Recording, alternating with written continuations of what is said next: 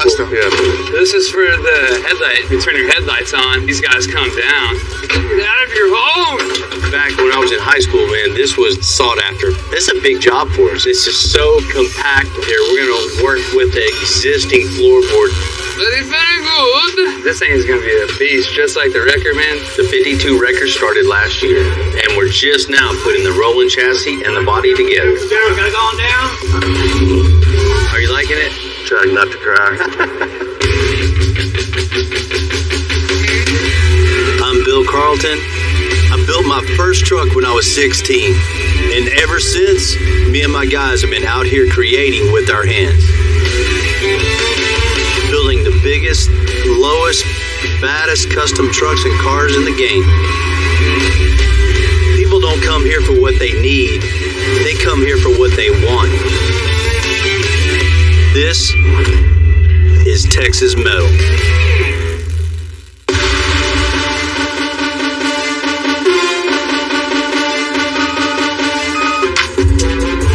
Brent's backing in a really cool GTO. When I was in high school, that was a car to have.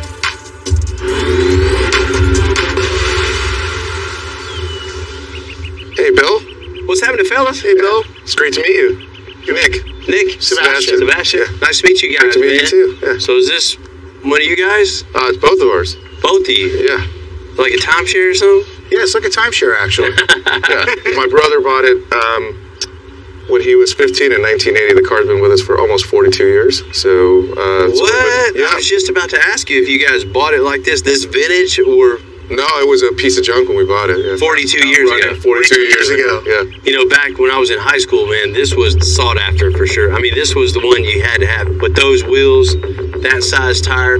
Yeah, pretty old school now. Yeah. But, we used to race it when we were kids. Well, he used to work on it. I used to race He used to race it, drive it. I was always afraid of it. He's worked on it since he was like 12 years old. How much you get this for back then? $300. $300. $300 bucks. Yeah, both immigrants from Italy, and so the car became something that tied us together, and we've been, best friends since then, as well as brothers. Wow, man, that's quite a story. I've never heard one of those stories before. It's awesome. So this might turn into me working on it, and both of you. We built it to race, and you can't drive it. So we're just looking for something we can get in, push the button, and go, as opposed to kind of where it is right now, where it only runs on race gas and stuff like that. Oh, wow, okay. So we're not just putting wheels and tires on it. Totally custom, totally something unique that people look at on the street. Modern, touring cars. The Pro Touring GTO. Yeah, exactly. Man, I love that idea, just taking this cool car and just modernizing it. You want something that really rides good, handles good, can put the power down to the ground, just rip out that old frame, just unbolt it from the body, roll it out, and just start fresh. Build a new, way more rigid chassis, 4-link on the back, coilovers all the way around. We can adjust that stance where it just looks absolutely perfect. Yeah, that Pro Touring stance has definitely got to be there for Yeah. Any preference on color or anything like that? The original color for this car was red, so we're thinking of the red and black. It's sort of the modern versions of the stock colors from back in the day, if that makes sense. Okay. What about interior? Something fully custom, totally wild. Cool, man. Let's check it out. Man, it's definitely got the vintage feel and smell. That's him, not me. I tell you what, your brother's done a real good job of storing it for you, because this looks absolutely perfect in here. But it's definitely, we'll modernize this, give you that Pro Touring feel when you sit in it. Of course, changing, door panels, seats, carpet, and the instrumentation is something that'll really, really wake this car up. That way you're behind the wheel and it just looks modern in here. I love that. Only request I have is we were thinking about 4-bucket seats. Not sure how you think about that. Or No, man, that's a great idea. Okay. Maybe even give you a little bit more. I mean, you guys look like you might need a little more room inside here too. Right? It's tight. It's been 42 years, so yeah, we need a little bit more room. And you guys were saying that you run race gas in it now. What's under the hood? It's a 600-inch Pontiac, but we're open to anything. Well, let's check it out. Damn it. Oh man, definitely an original under the hood. No. So about how much horsepower? About 7 without the nitrous, close to 9. So it is a fun drive. Yeah. It is fun. Quarter mile, though, fun to drive. Yeah. After that, You can't even drive it on the freeway, Bill. You're doing 55, and the car sounds like it's doing, About $5 to blow grand. up. Yeah, $6 grand. So you want that practicality. You want to be able to get in it and drive it wherever you want. And get gas wherever we can, pump gas. But you still want a ton of power. Can never have too much power. You know, what'd be real cool, I mean, if we're taking this engine out, we're replacing it with a nice, new, clean engine.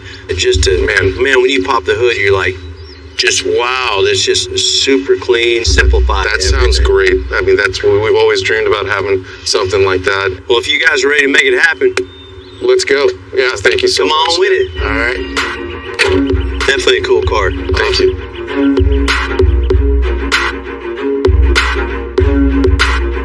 You know, the GTO has a long muscle car history, but this car also has a long history with Nick and Sebastian. Messing with a car like this is kind of delicate. This isn't just an easy project, get in, tear it apart, change it up, and give it back to them kind of deal. This is sentimental. This is a big job for us. It's a big job for any car shop. Transforming what's already a really, really cool, clean car into something that not only fits the family history, but fits the muscle car history. There's a lot of unique challenges all throughout this. On top of all that, it's part of their family. So we're not going to take that lightly. But no matter how long that history is, sometimes you just got to start over. This is cool. Very cool, huh? Yeah. Nice outfit today. Looking good. So he's always paying attention to me, I guess. Yeah.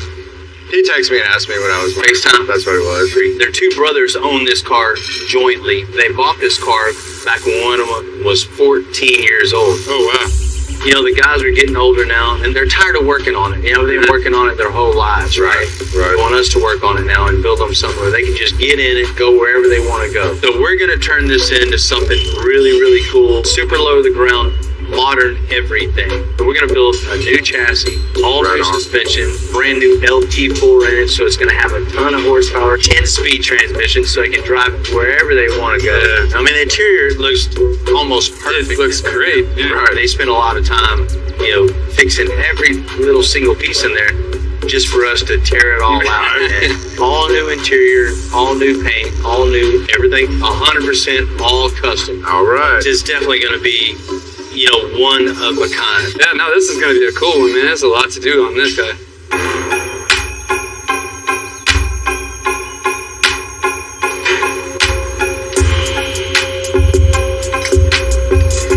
For a 50-year-old car, the body's in pretty good shape, but everything else got to go.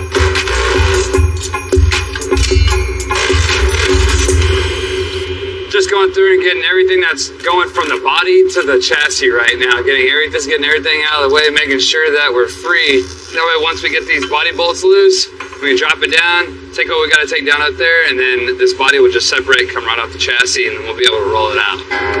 It'll come. There you go. This is for the headlight little deal right here. Oh, really? You turn your headlights on. Nope. These guys come down. Neat, cool stuff, man.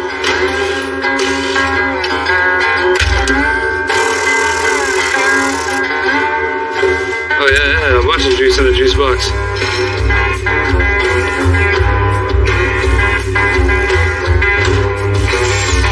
That's the lightest tire? It's kind of funny, I've never seen anything like that before. They took the cut-off bolts right there and then used them as like a little anchor to where they could zip tie to and hold their wire loom nice and straight over the fender. Pretty creative, I like that. Come on! Get out of your home!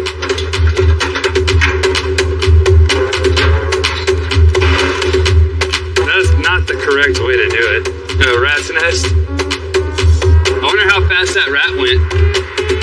Pretty fast.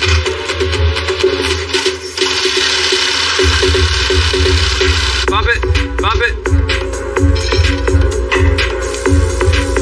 Hey, you're all clear. Take it all away.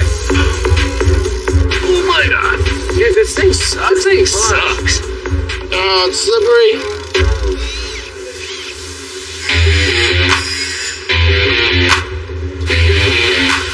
You know, it's always the challenge to take an iconic vehicle like the 68 GTO and improve upon it. For me, the best way to do that is that custom chassis, because we can just build that exact right chassis for the car and the customer. we're gonna start with our 2 frame rails, and then we'll stick them up there and we'll see exactly where our body mounts are falling.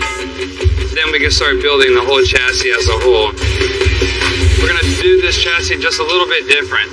I'm using DOM to connect my body mounts. It's gonna be a little bit cooler of a look on this car. And it'll be built directly to the car instead of doing it on the table like we normally do.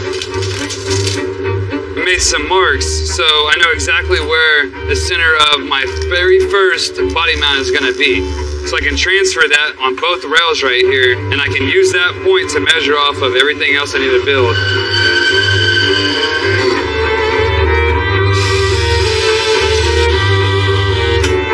Yeah, dude, I like that.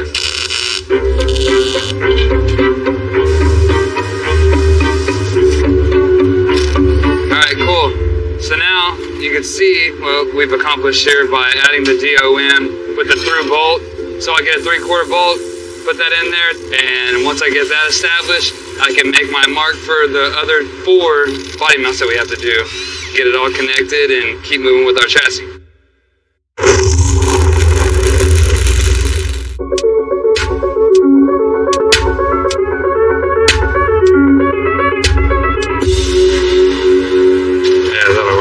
Ryan's off to a good start on the 68 GTO chassis, but the frame rails aren't lining up with the original body mounts, so he's going to change things up to make it work. That's the advantage of doing it custom. We're going to change things up till it's exactly right. Alright, so we got the rail in there, got the DOM in place, everything's tacked in. When we put our rail up underneath the channel where it needs to go, all of the original body mount holes are off. They're not in a straight line, so using DOM on every single one of them isn't going to work. We're just gonna take a flat bar, put a bend at 1.5 inches, put a hole at 2 3/4, and I can put that bend right there. It will flow the channel underneath the car. So now that we have our bracket here, I can take some chipboard and make me a little side gusset here. I'll make 4 of them. I think it'll flow good with everything else we got. So transferring some metal, pop out 4 of these guys, get them cleaned up, and then get them tacked onto the car. We'll just tack them right here. We'll corner it. This gusset will be stronger, make this to where this cannot collapse.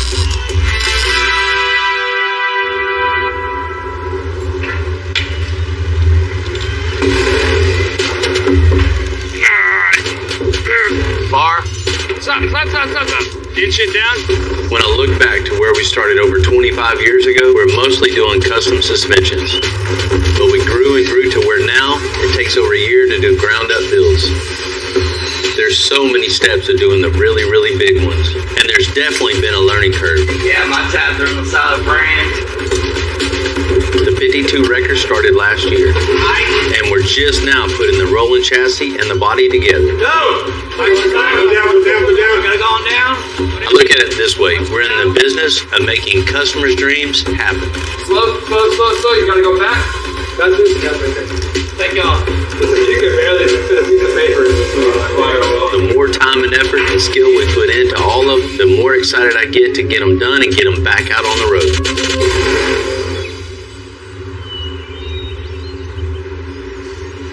It's about time I catch you working. I'm always working here. Man, we all set up for the tow show. You know, I just spoke with Ryan, and he's got a great prime location for this thing that's all set up, ready to go. Man, that's perfect, man. I can't wait for Terry to see it. You know, giving Terry back that 52 tow truck at the tow show, that's the perfect place to reveal this, right? And when Terry sees his truck there, amongst all these other ones, he's just going to be blown away. Everybody else is, too. Yeah, definitely. I mean, just think back when it came in. Man, it was horrible, right? I didn't know if I needed to start ordering parts or tetanus shots for you guys when that thing first came in. I didn't know what part to get. I mean, starting off, picking the cab up, rolling everything else out, and just building everything else. From that 2x5 frame, how it goes up to the 2x4 with the truss underneath that was super, super strong. It can haul whatever it wants to haul. And then some. Right? Yeah. He wanted a whole lot of power. The LT4 in it, supercharged 6.2, man. He definitely got the power. They were went into building that bed. When you first brought this up and said we're going to build it all from scratch, I didn't believe how it was going to be done. But then when I started seeing you guys lay everything out, man, I don't know how the lines just matched up, but That's what just you do. getting towards the end of projects like this, man, really get me excited, man. Figuring out the size, the shape, the dimensions of that bed. Once that's established, actually building it, using the skills to shape the metal, to weld, to grind, to polish, to make it what it is a ton of work. When you told me you were going to come out and make that boom yourself, I didn't say against you, but I came and looked for stuff that maybe we could, maybe order, but there's nothing out there to order for that. Just got to do it. Don't be scared. Going from chipboard to plasma table to a part you actually welding together, grinding, sanding, turning it into a hot rod record, man. I love how it's come together. Then once all that's made, off to the body shop. There's a lot of panels on there to get straight. I mean, the paint's done, looking right. The major thing we have left is just letting John Burgess do his thing. Yeah, he was just in here and we went through and picked all the materials out and the color scheme and stuff that he's going to put in. That thing's going to really tie everything together. It's going to show your guys' craftsmanship with his, and it's going to really set that truck apart. After that, tow show. Road trip. You got work to do. A lot of the times, the last thing we do on a ground-up build is the interior. But last is definitely not least. Everything else is just so custom, so over the top. John definitely has his work cut out for him. So it's finally my turn to get started, making something cool in the interior. So I'm gonna start out with the seats. I've already got my design laid out. I'm gonna make a patch that'll actually overlay on top of this. We'll get it all sewn straight down to the cover. We'll get after it and make something happen. So now that I've got my patterns all worked out, just take some clear vinyl and I can see through that and draw out all my pieces and then back to transfer into our leather.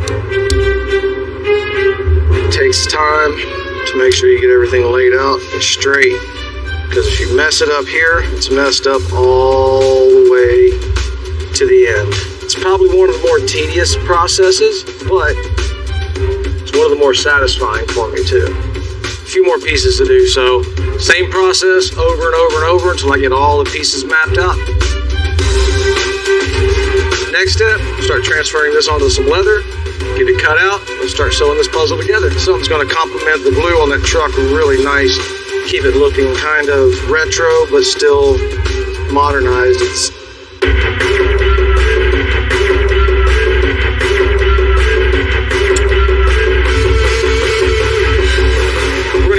Sew foam gives a little bit more cushion to the cover, and it helps the cover to kind of fill out and fluff out a little more. So without this, it just kind of it'll lay loose on the seat. So this gives us something to sew together, hold it all together. And next step, get on the laser, cut out our pieces for our patches. I'm actually going to wrap this part 3 times. So I want it to look like different layers. So we'll wrap it down to this first level, and then we'll wrap the top level. All 3 of them separately. Something a little different, a little challenging. This thing about trying to do things outside of the box and always trying to think outside of the box and come up with new ideas is, you got to try them to see if they're going to work. Think about it all you want, but until you actually try it, no telling. But if it doesn't work, I'll throw it in the trash and we'll do something else.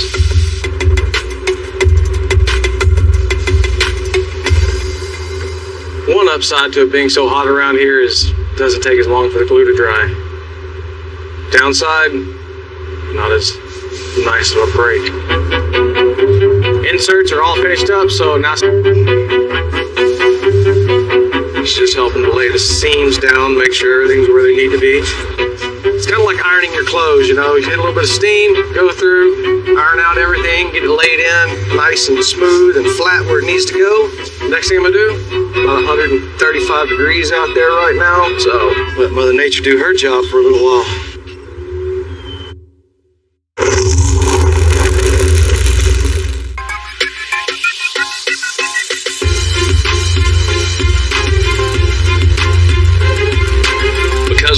Frame for the GTO totally custom, we can work with the shape of the vehicle to make it a perfect fit. This is so compact underneath here. We're going to work with the existing floorboard in this car versus cutting everything out for big wheels, big tires. The easy way for me is just using a 3-inch piece of flat bar. What I'm going to do is tack this to the floor. Once we have this flat bar tacked in place, we can just clamp flat bar off of it So we're going to take this pattern that we have now, transfer it over onto the table. Once that's transferred on the table, we're going to trace it, lay out the lines on nice, clean, and crisp, make a chipboard over to our 2x3 that's on our bandsaw. That's it. Boom, boom, boom, boom. Chop our parts, lay them out on the table. Everything's real time, and you know it's going to fit perfectly. This is the most efficient, time-saving way that I've found over the years to make a frame. All right, so I got my back half jigged up here on this table. We're gonna tack this up, put some stitches just on the top and bottom here. We'll get this all welded up real quick, let it cool off, and then we'll break it apart, stand it up, build our back half, and then we can throw it into the car. One step closer.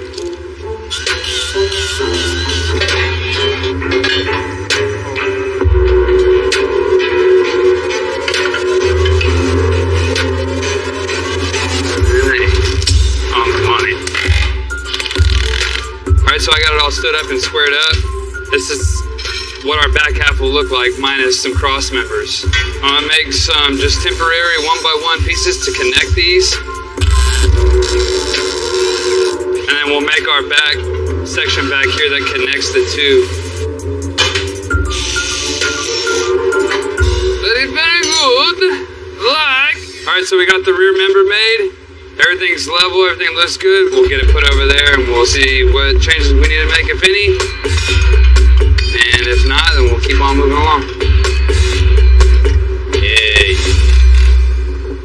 All right, so Bill and I got the back half stabbed in here. It fits good. I'm gonna make a few pieces just to connect the existing frame rails to our back half, and then we can move on to the body mounts.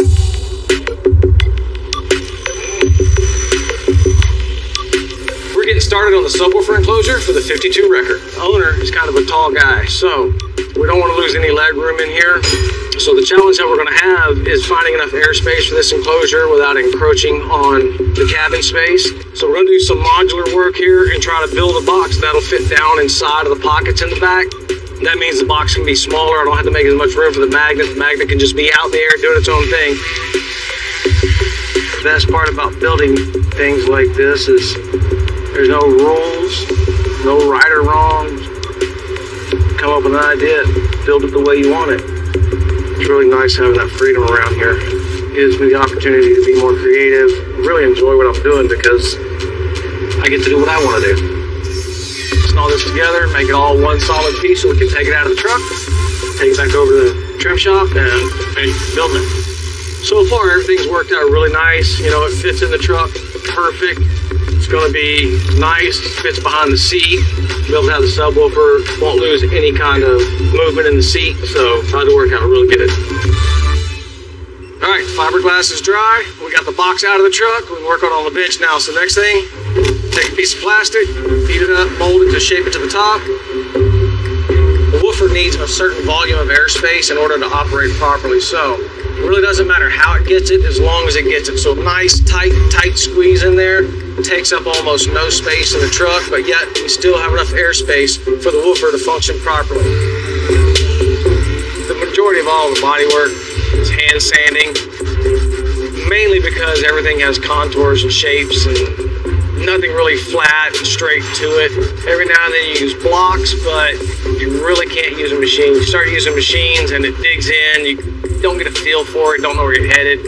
I like to hand sand a whole lot. I'll go in and do some grinding, rough things in, but in the end, it's all hand sanding.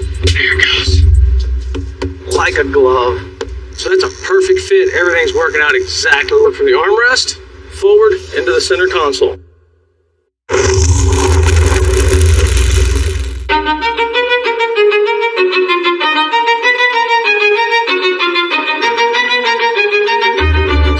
You hungry, fool?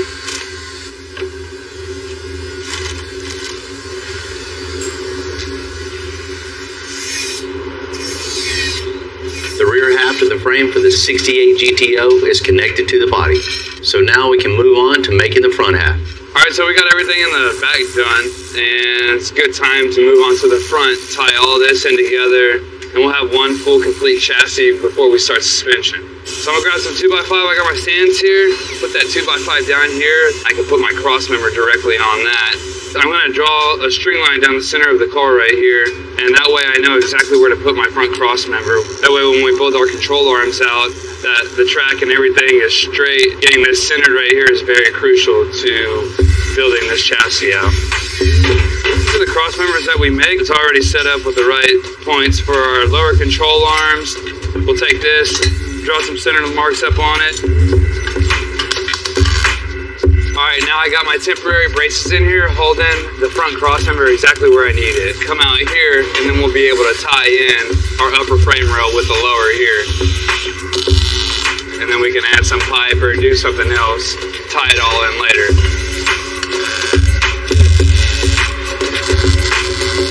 Alright, we got the cross member tied in to our rails, as you can see. Looks really good, but we're not done yet. We need to continue this on. We need to tie into our core support right here, and then we'll have bumper to bumper full chassis. I'm gonna mount this roll pan here, cut these frame horns off here, and we're gonna cap this. And this is where my frame structure will tie in to the core support.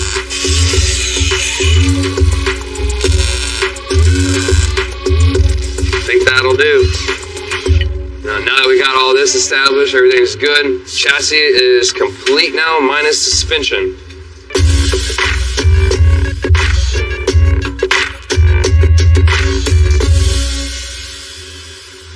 You know, if you want something fast, you just buy it off the shelf. But if you want something custom, it just takes more time and, of course, talent. And right now, John's showing us how it's done. Hand making a one-of-one console for the 52 tow truck. I'm going to take the armrest, float it over the part that's going to go around the shifter. So I'm actually going to make this in multiple pieces. Just got to keep in mind all the pieces as you're going because they all have to work together.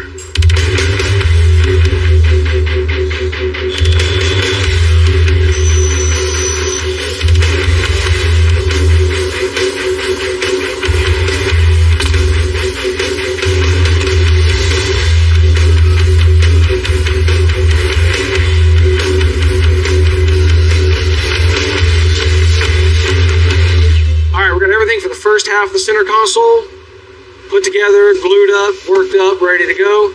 Got it scuffed. Let's take a little bit of body filler, do a little rubbing, a little sanding, and make this thing look good.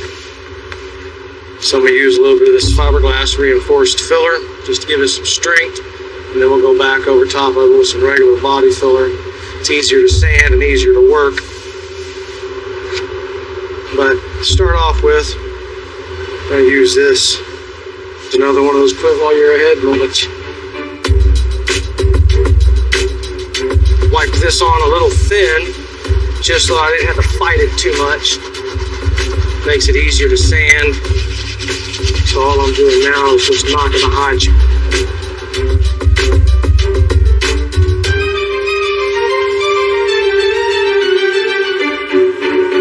Last pieces of the armrest is do a little bit of mold work on top just to give it some detail and liven it up a little bit.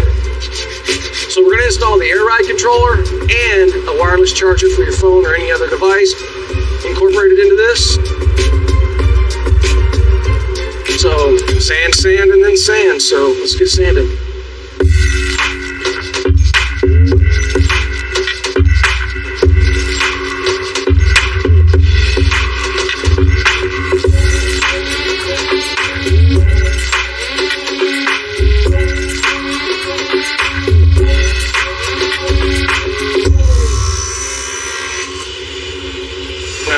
Trace my template. After getting the top part of the armrest body worked in, the next step to finish this off is to tie in a side panel. We're going to use the side panels as inserts. That way when we wrap it, we only have to come down to here instead of having to wrap the whole side of it, so we can chase wrinkles out rather easy instead of trying to get all the way to the end of this panel. So I'm going to take me some double-sided stick tape here so that when I body work this in, for the material, it's already built in.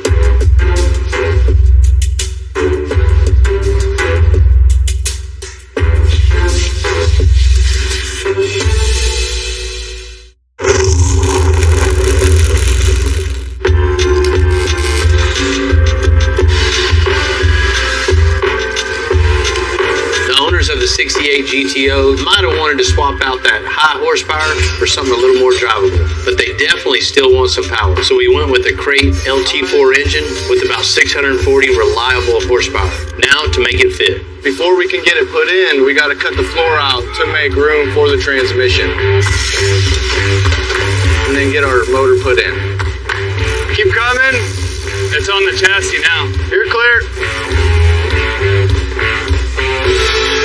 This thing is going to be a beast, just like the Wrecker, man. 650 horsepower, V8, supercharged. Yeah. But like 4,000 pounds lighter. Right. And that thing scoots, so. It's going to be a monster, that's for sure. You ready to start building some motor mounts and transmission cross member and all that good stuff? Yeah, let's do some cool stuff. We'll start rolling some pipe and add some style to it. The roll pipe always looks real cool. So, and just catch this whole corner of this web right here. It'll be super strong, it'll look good, and then we can connect down to the cross member.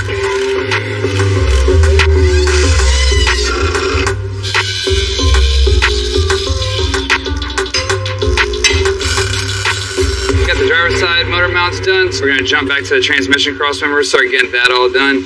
Here's the factory bolt holes for the transmission cross member mount. We'll start off with this point here and then find a good connecting point. But this being so far out, so wide, that cross member would sag real bad. So we added this structure here. We'll just connect here and here to our cross member. That way the span isn't so long. Keep it a little bit shorter, stronger. You know, the best part of this job is getting to work on cars that you loved when you were a kid. You know, that 68 GTO is one for me. It's just super cool to be able to put my spin on it. We finished the chassis, and once we're done with the engine mount, we'll need to modify the firewall, build custom suspension, fabricate something really unique, cool under the hood, you know, body, paint, wheels, tires, and hand making that interior. We still got a long road, but this is definitely going to be one for the books. All right, we got our cross member tacked up. It's looking pretty cool. Got some holes for exhaust to run through since the car is going to be so low. Not only will it be a lot stronger,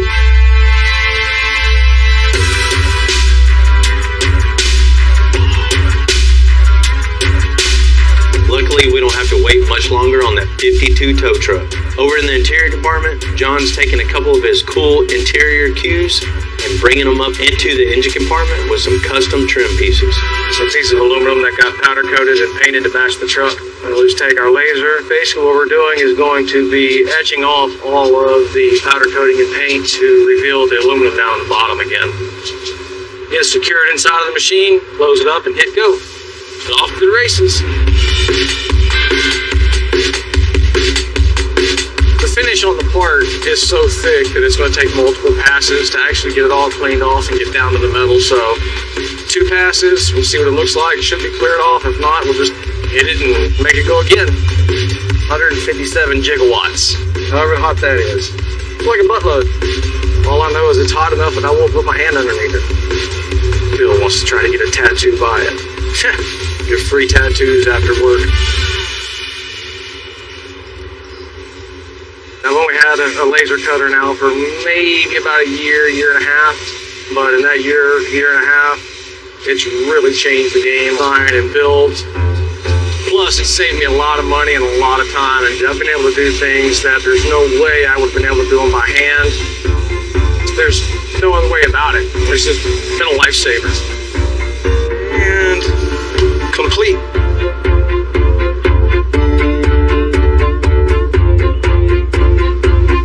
Finally ready to start wrapping the parts for the tow truck. I'm gonna start with the box. So we'll be making patterns. I gotta put foam over it and have a nice decorative seam.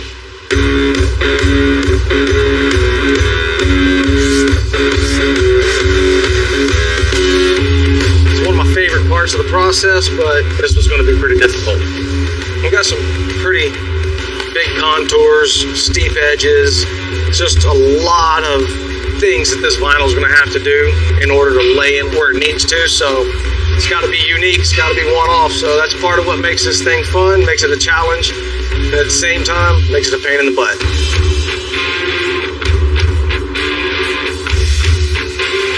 You know, part of the reason we've got this complex shape It's because of the requirements we had for the driver being able to fit in the truck.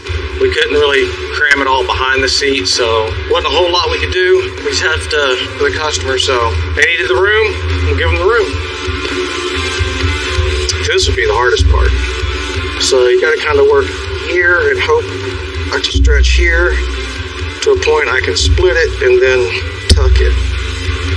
You know, after all the years of wrapping and doing things like this is probably a 10 on the scale of how hard this is going to be. That's what really makes it fun around here too, is always trying to challenge ourselves, do a little better, make something different, always one-off. So all of the challenges that we go through, and at the end of the day, all said and done, they're all worth it.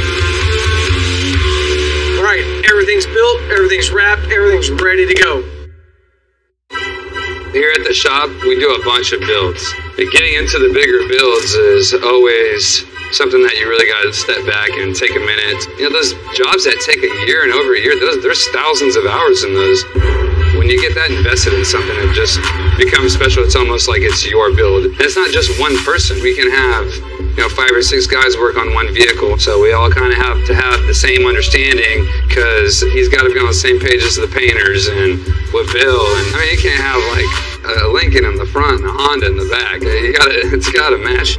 Your craftsmanship when you're welding and stuff, I take that same pride as I was able to find these parts so that you guys can make this whole project come together. And at the end of the day, when the customer comes to see his vehicle, they can see where every day, every hour, every minute went into that vehicle. Yeah. That first reaction is like, oh my gosh.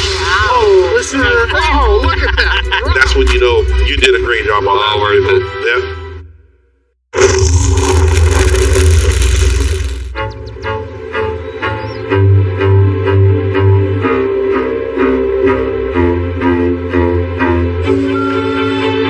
Looked at the 52, it was definitely showing its age. This is original as it gets, right? Yes, sir. When I look at it now, I just couldn't be more proud of my guys. There's not an inch on this truck we didn't have to do something to, and there's definitely not going to be one anywhere like it.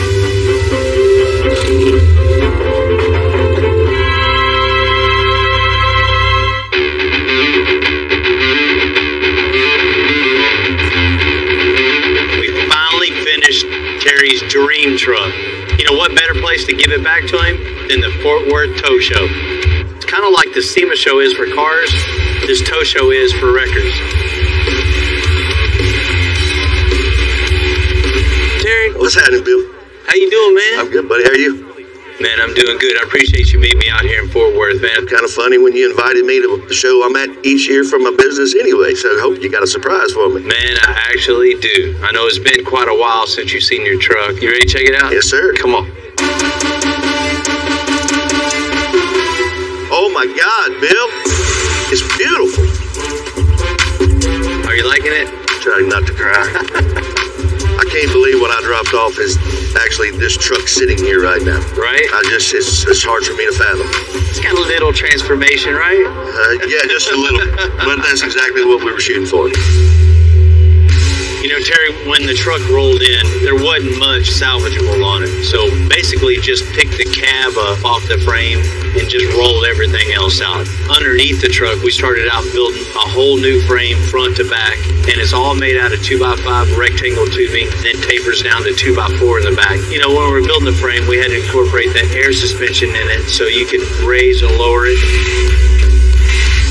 I know you're probably not going to haul a car with this, but it is absolutely capable. If it ever did have weight on the back, you have that adjustability in it also. So no store-bought stuff. It's all fabricated. But I'm loving the stance. You know, I wanted it low, wanted some big fat tires on it, and you nailed it. I'm ready to do some burnouts. So I know you wanted that hot rod power also, right? You ready to check out under the hood of it? Buddy, I don't know if I can take much more, but let's do it. Let's check it out.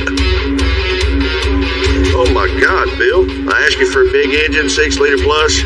You took it, you shoved it in this thing, made it fit. It looks amazing in there. Not a whole lot of room to move around, so it was definitely a lot of work for you guys.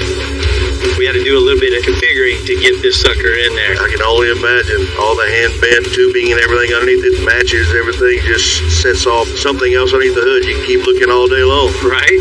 New firewall, all configured around that engine and that 10-speed transmission. So we had to do a lot of sheet metal work in the floorboard. Yes, Had sir. to make room for this big old engine underneath here, right? Way over my expectations, that's for sure.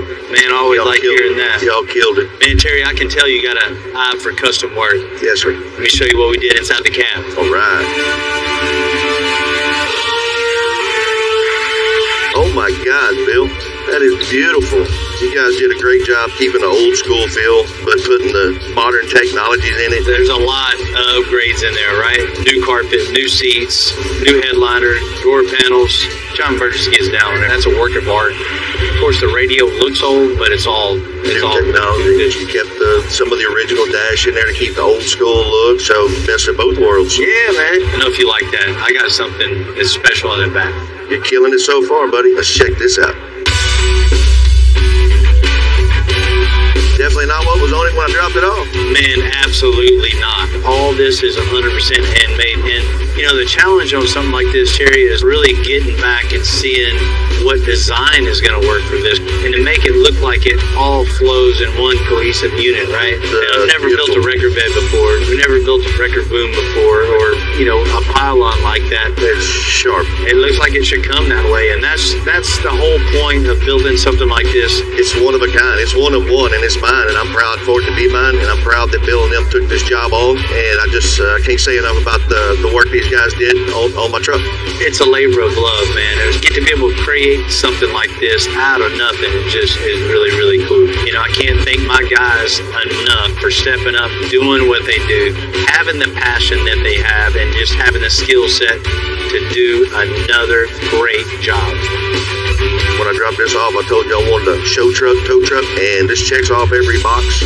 What better place? Show truck sitting at the tow show. It definitely stands out. That's what we want. It's going to stand out everywhere it goes. Well, man, I know you're going to have fun with it. I'm going to go check out the rest of the show. To do anything to these cars.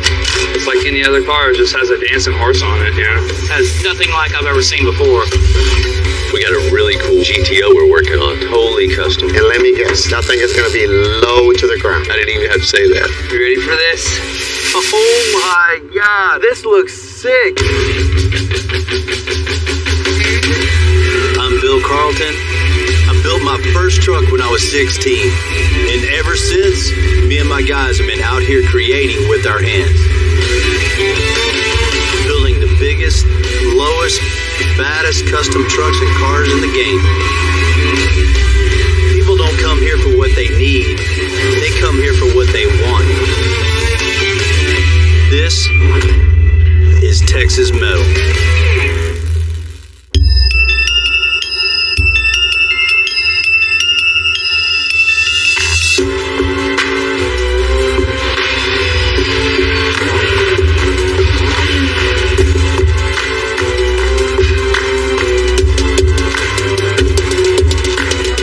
I like it. You know, it's a cool day when a customer rolls into the shop with a new car that's already really unique. You know, I'm really excited for the custom that we can bring into this Ferrari F430. What are you doing with this thing on the north side? Man, you know, I've had this car for a little bit, Bill, and I kind of wanted to make it unique and make it my own and something different. And I know you're the person to come see for it, so I was just kind of seeing what we could do with this thing. Just a Ferrari riding around just ain't cool enough for you, huh? Nah, I got to do some stuff that I like to see on it. Right. What I really like about the Ferrari F430 is the looks of it. The sound is absolutely amazing. As soon as I get a car, usually I like to take the stock aspect of it away and make it customized. Wanted just to look a little bit more aggressive and just a little different flavor than what it has currently. Personalize it, make it your own, and make it stand out. Absolutely. You know, I've seen you rolling up, man, it's a beautiful car, don't get me wrong. Thank you. But it's lacking a little bit in the front, man. So there's a little bit of room for improvement up here. Okay. It looks too slick. Needs something. It does, man. It needs something down here low. What do you think about building a new front lip underneath here, bringing it out a little bit? Couple of inches. Yeah. I mean, it just comes all the way out the side too, and maybe bent up on the edges. I think that'd just wake the whole front of your car up. I agree. That way, when it's coming at you, man, people are just like, dang, here it comes. I like that. You know, one of the obvious things we have to do is upgrade the wheels and tires. For sure. And if we end out. That would look awesome. Well, something like that is a must on this car. Okay.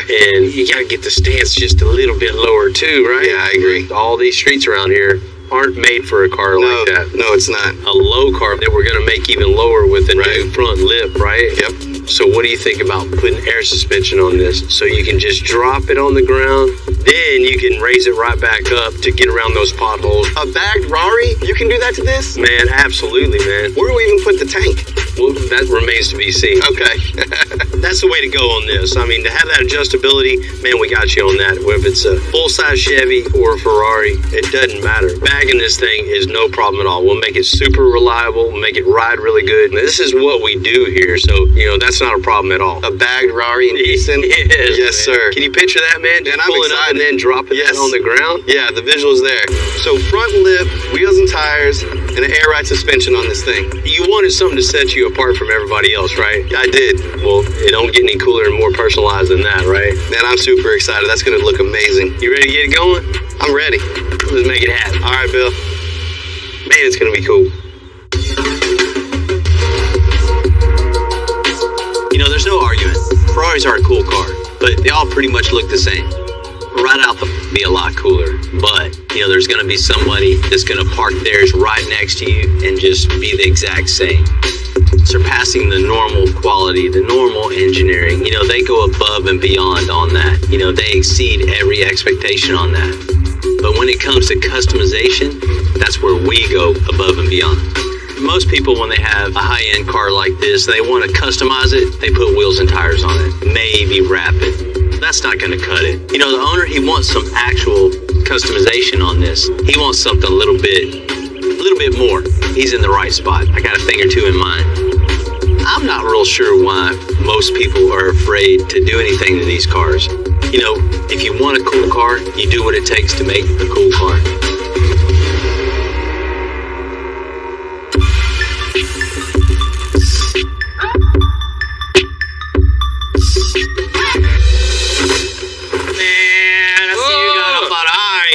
Yeah, you don't get these in the shop too much, right? Not at all, man. What are we gonna do to this? We're known for air suspension. Of course. That's our thing, right? Yeah. So that's what he wants. He already got a super cool car that's already low, but he wants it lower. Right? But you gotta have that adjustability to drive it around Houston. Yeah, Houston's like the worst place ever to have a Upper off, that would hurt. So definitely having that ride height adjustability to get that look or to have that clearance would definitely be a nice option to have in a very expensive car like this. It's good to be in the air suspension business in Houston. Right? And the hard part is figuring out how to run all these lines and everything. Well, I know one thing, we're not putting the air management back here. No, not the tank right here on top of the engine. I don't think so. You know, not only that, he wants a lot more aggressive look on the front end. So we're going to build a new custom front lip out of aluminum. Oh, so even lower. I don't know what it's going to be yet. It's kind of be dictated to how everything's flowing together once we start building. To top it all off, we got to have those new wheels and tires. Yeah, it's definitely going to set the stance off, give that nice look to it, kind of aggressive. You know, this is going to be real cool, man. There definitely won't be another one like this around Houston. I don't know about you, but I'm super excited to see one of these things around. That's going to be something right here. Yeah, buddy. All right, man. Y'all ready to get on our first Ferrari? Yeah. Not intimidated. Something new, something different. Just like anything else, though. We're going to get after it, get it done, and make it happen, and make it safe to be on the road.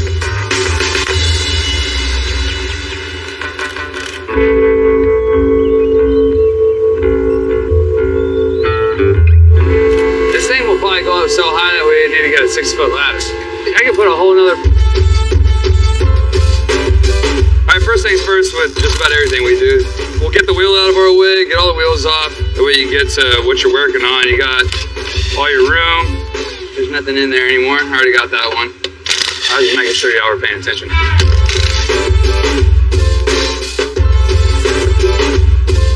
You know, one of the cool things about working here is being able to see all the different kind of suspension components on all the different makes and models of vehicles. Is it 18 or 19. 19? Actually take it apart, see how it works, Oh, yeah. modify everything. We're just not going to stop till it's just right. There's my Ferrari strut coming out of my Ferrari. Going on to my Ferrari table. We'll get some measurements in here. We'll figure out what we got. That looks longer than 14 inches. It is. It's 17 inches. Here are the stock struts that we pulled out of the Ferrari. A front and a rear. You can see they're different lengths. These are adjustable. So this is a shock and an airbag in one. This is why they call it a strut bag. But we'll start off with making it match these measurements here. Throw them back in the car. And then if we want it to go lower, we can pop this guy out, adjust it up higher. And then once we get done later with running plumbing and all that stuff, he'll have the additional 5 inches of travel from wherever it's set to lowest to the highest point. So these things are actually here in an hour would take me 14 on something else. You know, now running all the lines and figuring out routing and all that stuff, that's gonna be tricky.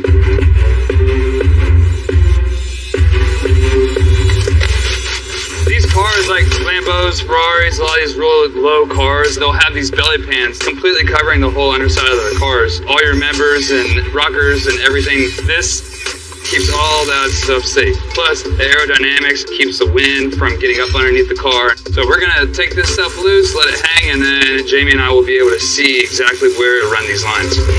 This is actually the front of the motor right here. You can see everything from the front going to the rear. So this is what we're going to use to route our airlines. Pop that frunk. Limited room in this car because it's a mid-engine car, so there's no room in the trunk. You don't want to put the air tank or air management in the car. This is really the only place to put it. So first thing is start pulling this stuff apart and see what we're working with. Has nothing like I've ever seen before. After I pulled the panel, I can see that it doesn't have a steel piece on the cowl. It's just got this styrofoam. So trying to attach a tank compressor to this right here is definitely not going to work. So we come up with this little frame, and then we can mount the tank and everything to this little frame. You want to throw this in that front? We got our angle tacked up. We got it fit in the car. Kind of judging what we can do with it. Jamie's going to go ahead and start making some mounting brackets for this. We'll get the tank put in here, the compressors put in here, kind of play with them, see where we like it, and then we can see what we have to build to make those fit to the frame. That'll look pretty swell, huh? You like that? So we're going to slide that guy in there. I'll lay everything out, make sure it's perfect, mark all my holes. I can take this sheet metal out, drill all my holes. Hey, Dustin, can I use your welder? Yeah. And then I can put it back in and spot weld it to the angle, grind it, smooth it out, clean it up. Any nut certs that I plan on using. Now what I'm gonna do is I'm gonna make a brace just to strengthen the center of it up. Once I put my compressors there and I mount my manifold, the center of this is gonna wanna sag. All right, so now that I have it all together, you can see the vision come to life. This is like the ideal way of doing this, just because it simplifies everything. I can make everything right here and then just go put it down into the car and plug in my lines and we're in business. All right, it's in. Now it's time to make some braces.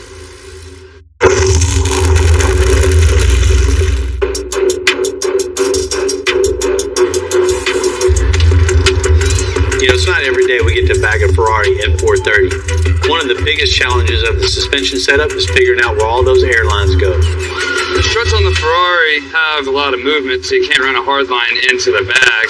So now that I have my braided line fastened, now I can run my hard line up from the front to the back here. Everything's gonna have to run down the center, and I'm gonna have to consolidate as much as I can. Getting that fish through is probably gonna be the trickiest part. Other than that, it's like any other car. It just has a dancing horse on it, you know? There's really nowhere to run this line at all. We're having to fish it through one hole and hope it hits another hole. It's kind of tricky, but it's also fun. Like, I like this part of it. So I got all 4 lines ran from the bags from each corner. They're ran behind this panel right here. So once I get everything installed back in here, I know exactly where I can pop all my holes for my bulkheads. I have this front panel right here that covers the brakes and all that good stuff where our airlines are. So I'm gonna make a little bulkhead right here for our 4 airline bulkheads that we're gonna be using to go from our manifold to each bag. So just take some aluminum, drill my holes here. There she is. It'll be something like that.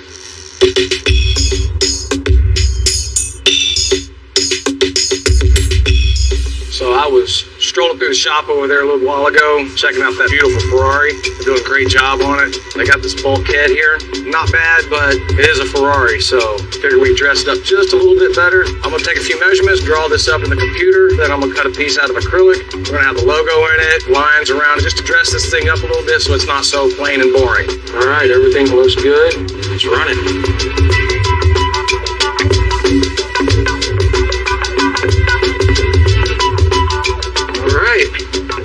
That was easy enough. Everything lines up good. Get this thing cleaned up a little bit, and get it over to Ryan, and let him put it on the car. So I got the little cover back from John. I'm gonna drill some holes here, then I can mount the plate and my bulkhead. Classy. I like the way John's piece gives it a little bit of character.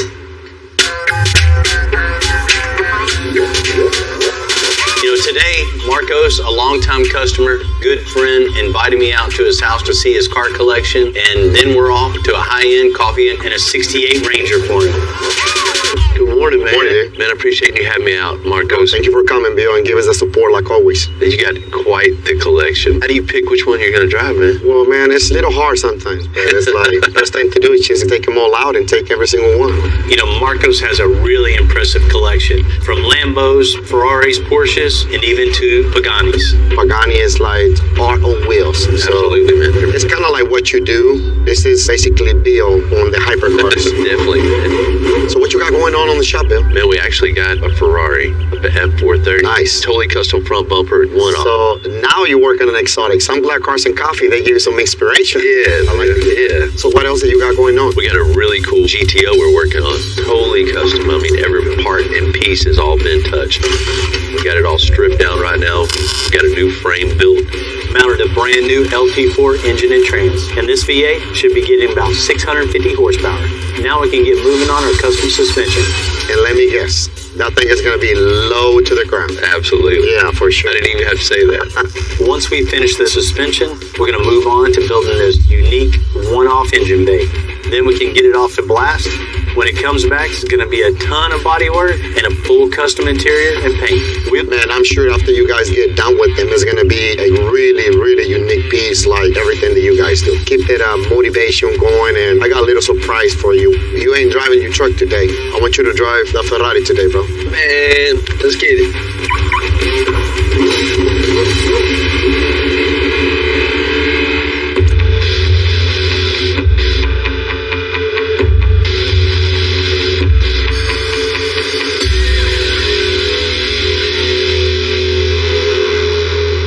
We have the custom chassis built and mounted on the GTO. Today's the day. Ryan's getting started on the suspension. So we got our Willwood spindles and brakes in and everything today. We're getting it level, making sure my spindle's level, my tie rod end is level, getting it centered exactly where we want it to be. You see where my wheels turn. It's a good looking wheel. I like it.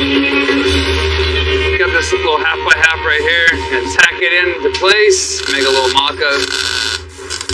So just like that, now we have this point to this point, and we know exactly where it needs to be to have that wheel centered and the spindle in the right spot. So we got the A-arm off the car. First things first, we tack these guys here. Now that this is all tacked in place, what I'm doing now is just drawing me some lines. That way, whenever I do my driver's side, I can duplicate it. I cut this stuff off. Put my new ball joint cup on that's not all cut up and dinged up and everything, and then I can start making my arms.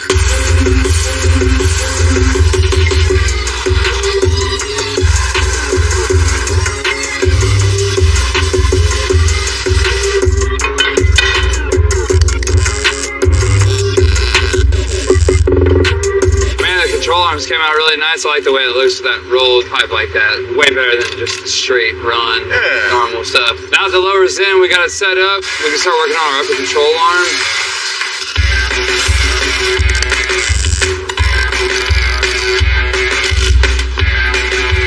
So I got the upper control arm bolted in right now. Got our upper and lowers done. Already got a mirror too on the table, so we can jump on the other side and start doing that. Knock the steering out and get all the rest of this stuff done up here in the front.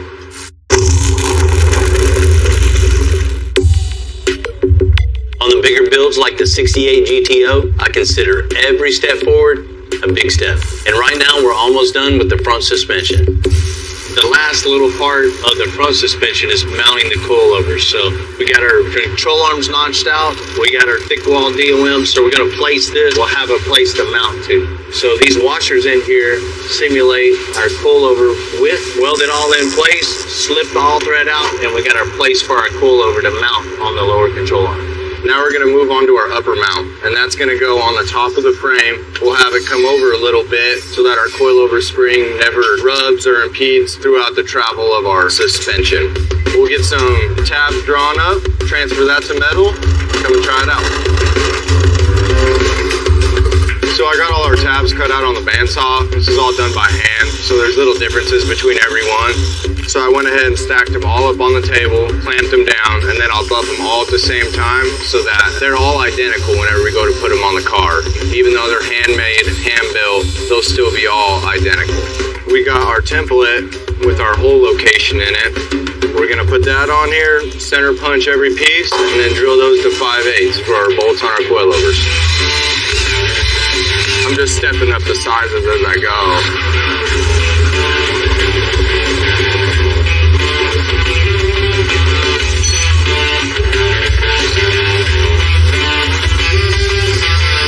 We got our upper coilover brackets cut out, cleaned up, looking nice. We're gonna get them on the frame, see how everything fits. Done, coilovers mounted, front suspension is a wrap.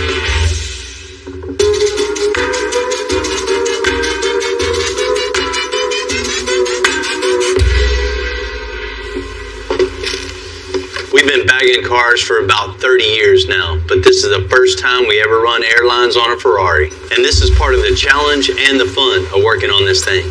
All right, so we got the pan wrapped. I'm just gonna put the tank, the compressors, the manifold, everything, get it all bolted down. Looks good, time to throw it in the car. So I got my tray in, I'm gonna run my electrical through right now. Putting the tape there so I can mark my holes where they need to be drilled instead of marking a black mark on black carpet. Probably one of the best ideas I've ever had.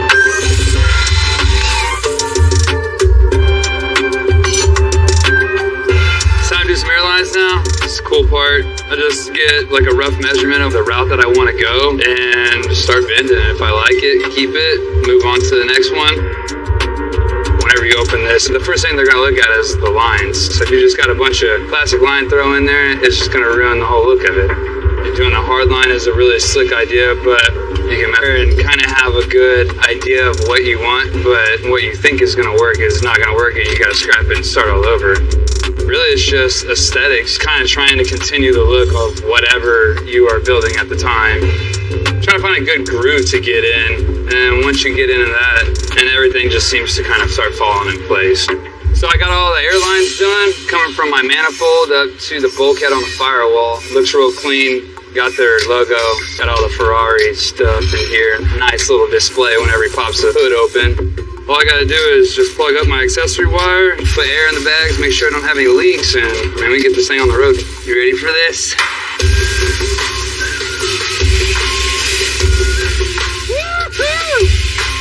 Man, this thing's good to go now. It'll handle all the roads and the driveways and anything else. It'll look real cool doing it.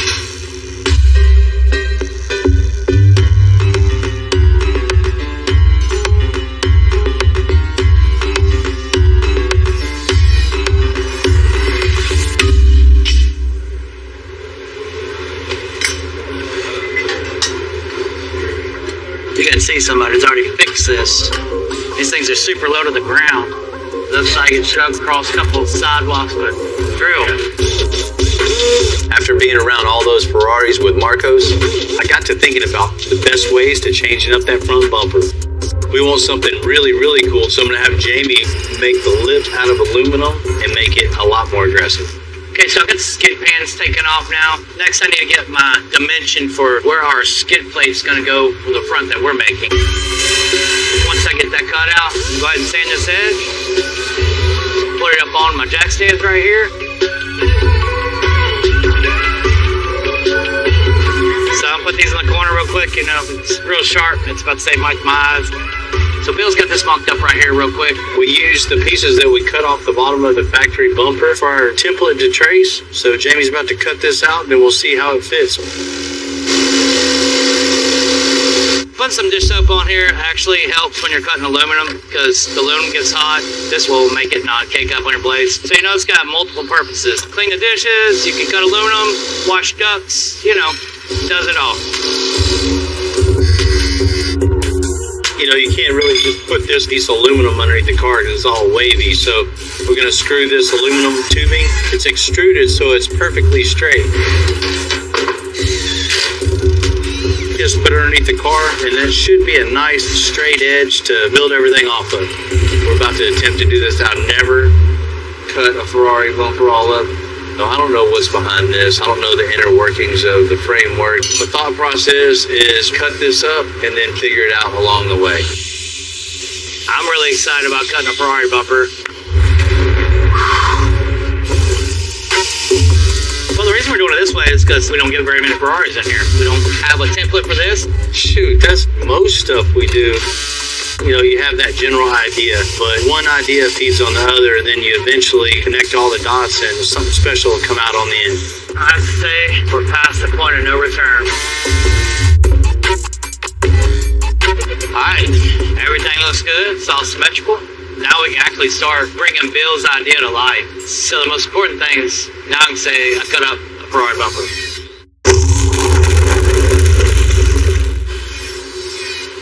Anytime we're creating something we've never done before, like a whole new lip for the bumper of the Ferrari, it takes a whole team to figure it out, and that's definitely true today. I want to give the bumper a little more squared look at the bottom, and there's nothing there to attach this aluminum to, so I'm going to make a quick little template, put it onto fiberglass. Then we can bolt the fiberglass to the aluminum. Then we'll start molding the fiberglass that's on the aluminum to the bumper itself. So now we have our base here, our fiberglass laid out right where we want it. We can't just press the fiberglass right to the paint. You gotta have something for the fiberglass to adhere to. So we're gonna make this nice edge rough so we can put the fiberglass on it, smooth it on out. You wanna grab that side and help me throw it up here? Please, move.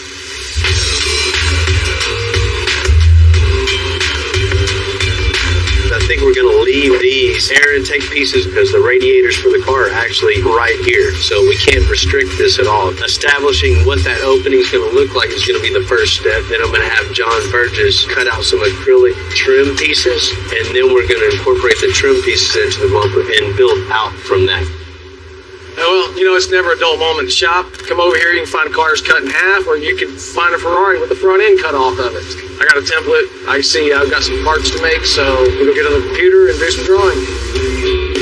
So I've got to make a ring, and the purpose of this ring is somewhere to hold the mesh grill and have somewhere to body work to. First thing we'll do, take a picture of this, import it into the software, draw over top of it. That way we'll be able to take it, size it, everything's good to go. So we get some 1/4-inch acrylic into the machine. We're gonna focus the laser beams. All right, we're ready to cut. And go. Look at her go, man. Ferrari bumpers in the making.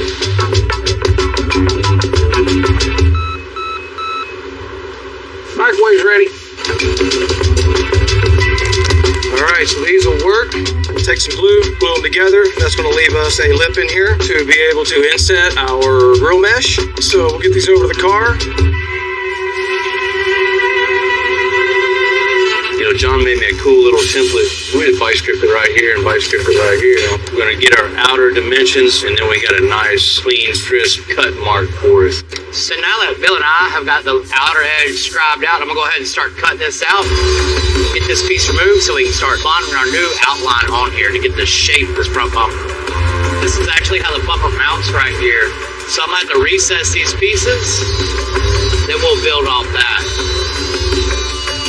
It's starting to take shape now. You can see the frame, that's where our mesh is gonna go once we get our mesh on. There'll still be plenty of air here, still have a guard over it so nothing busts the radiator, and it's gonna look a whole lot better like you ain't seen.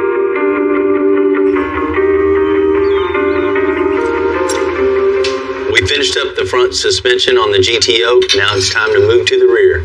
All right, so we got our rear end in. We got it mocked up. It's centered. It's exactly where we need it to be in order to start building our suspension. We like to use these tabs because I can level it. I can put it straight down. I can put it at a different angle if I wanted to. So starting off right here, and then we can take our measurements from here to the frame rail for our link bar.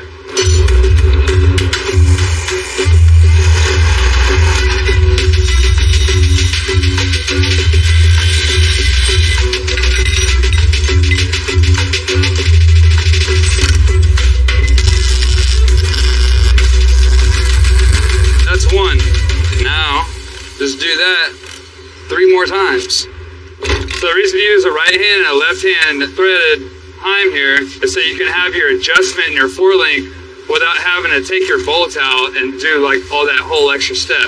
This allows you to just bust that jam nut loose, and then you can adjust it whichever way you need. So, I mean, this will have a ton of adjustment in it. This is ideal for doing this stuff like right here. We're gonna drill some holes through the frame for some frame mounts. The reason that we got the deal, sure that our 2 mounting points and the tabs, everything lines up. We'll draw 2 lines on there, and that'll tell us exactly where we need to put our tabs for our lowers and our uppers. We can line them up, square them, and they're right on the line. They're perfect.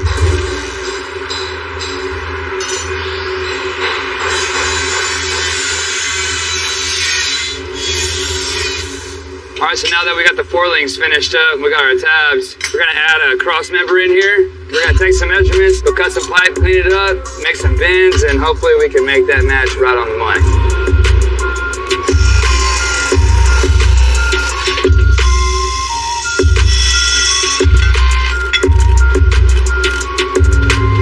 So the reason why we throw the level on here is if we just put that in there, and it's hanging like that, and I just go bend it, then your bends are gonna be way off. Nothing will line up, it'll look bad, we don't want that. So we use our level here, and then whenever you bend this side, shouldn't have any issues.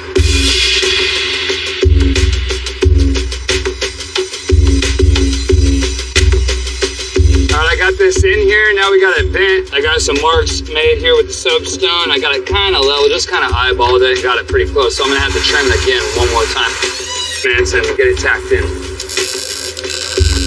Alright, so we got our center cross member tacked in. It flows into our existing pipe that we already had there.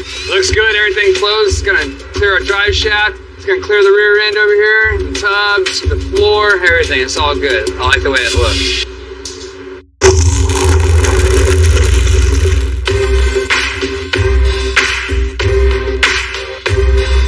Times we go with air suspension on our builds, but it really depends on what the customer wants. So we're going with coilovers on the 68 GTO because that's what the owners prefer on this build. The only thing is we don't have enough room.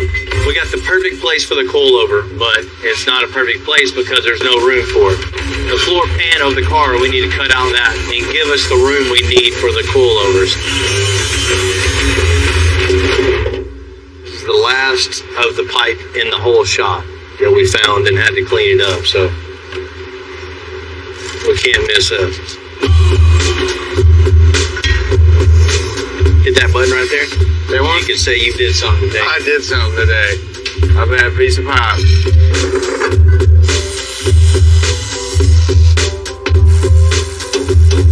Tack it up. This is basically going to hold the whole weight of the rear of the car, so it's got to be super strong.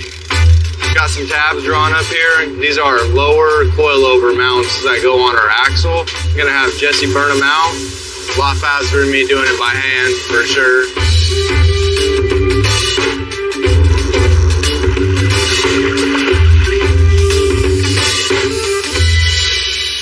So Jesse got us hooked up on some bracketry. We got our lowers, got our upper mount, all made out of 1/4-inch material. Next thing is just placing it in the perfect spot. Do a little welding, that's a wrap. All right, we got our lower mounts on the axle. They're good to go. Put our coilovers back on and do the top mount. Okie dokie. Got it, man. Now that the suspension is done, I'm really getting excited for what's next. We're about to fabricate something in the engine bay that's completely one of one. It'll really make this build stand out when you open up that hood. Then it's to body and then full paint. John over Interior definitely has his work cut out for him. By the time it's done, just about every guy in the shop will have put some time in on this thing. And it'll definitely show.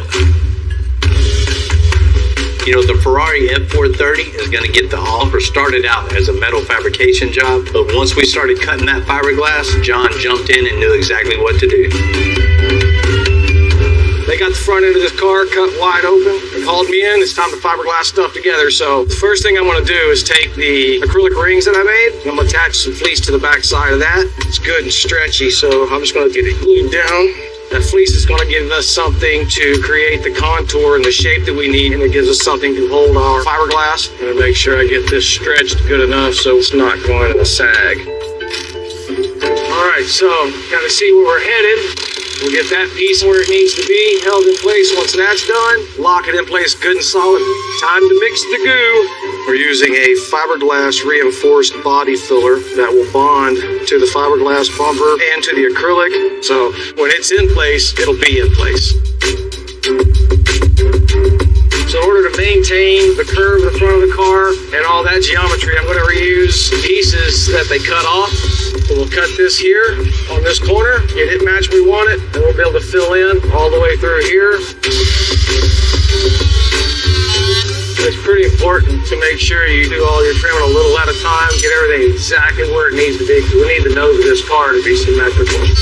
Get them locked in place. There's some of that down there. I've got some foam that is resistant to chemical. I don't have to worry about fiberglass or anything melting it or anything like that. I'm gonna get it in here, use that as a filler to bridge the gaps. Once I get that, we'll get some chop strand mixed up.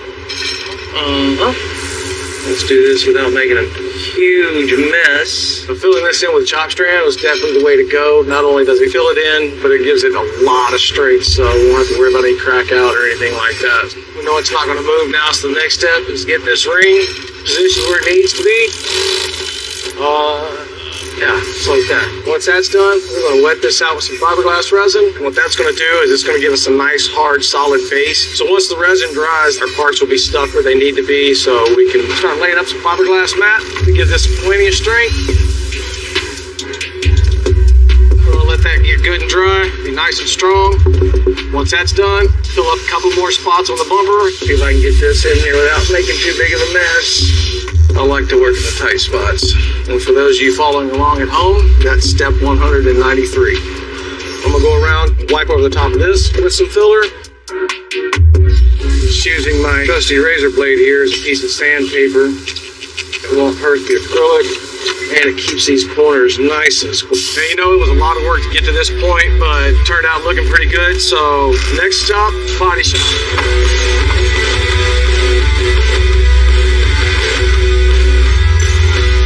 And that, my friend, is how you take off a Ferrari bumper.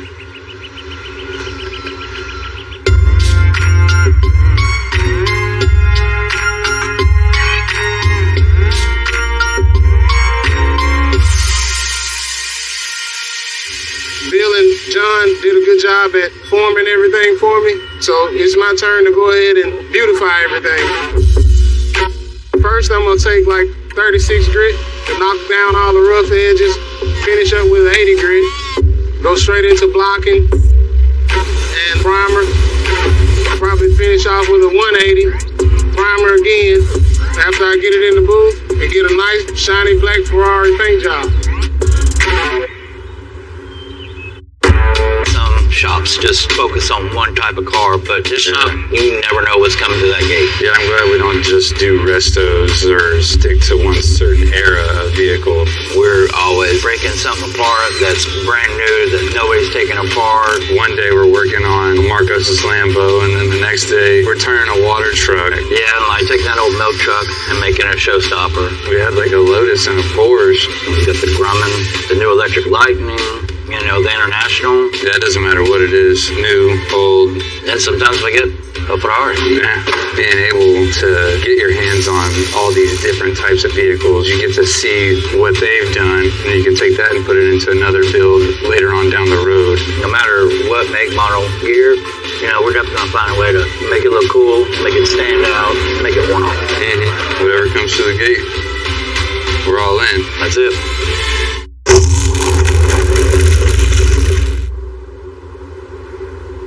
Bodywork is done on the custom bumper for the Ferrari F430. So Patrick's going to get it ready for paint.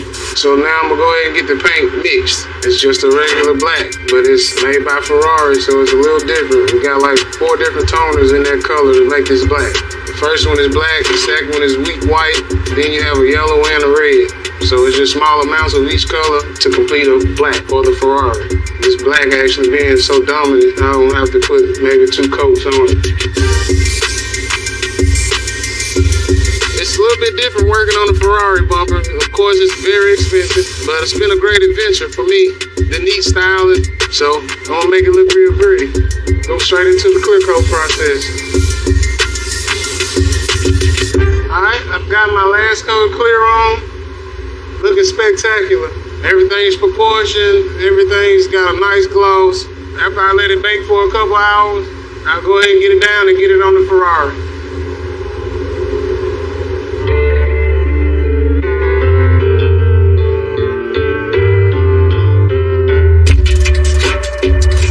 The paint is dry, so now we're gonna add that mesh, along with getting the custom wheels and tires on. You know, customizing a high-end car like this definitely comes with a lot of risk for sure. But the reward is building something different that nobody else has. What's up, Ian? What's up, Bill? How's it going? Man, doing good, man. What's happening this morning? Man, I'm excited to get this car back. And, you know, when you came in, you had a little problem. You had a Ferrari F430, just like everybody else's. You know, everybody's got one of those. You want to be different, right? Well, me and the guys been busy at the shop. We got you hooked up, man. Man, I'm excited, Bill. I'm so ready to see this car. I know you've been waiting a while. Patiently. Yeah. Come on, Ryan. Hey, are you serious right now? Look at that front bumper, man. Oh, my God. What? Oh man. That's like music to my ears right there, Bill.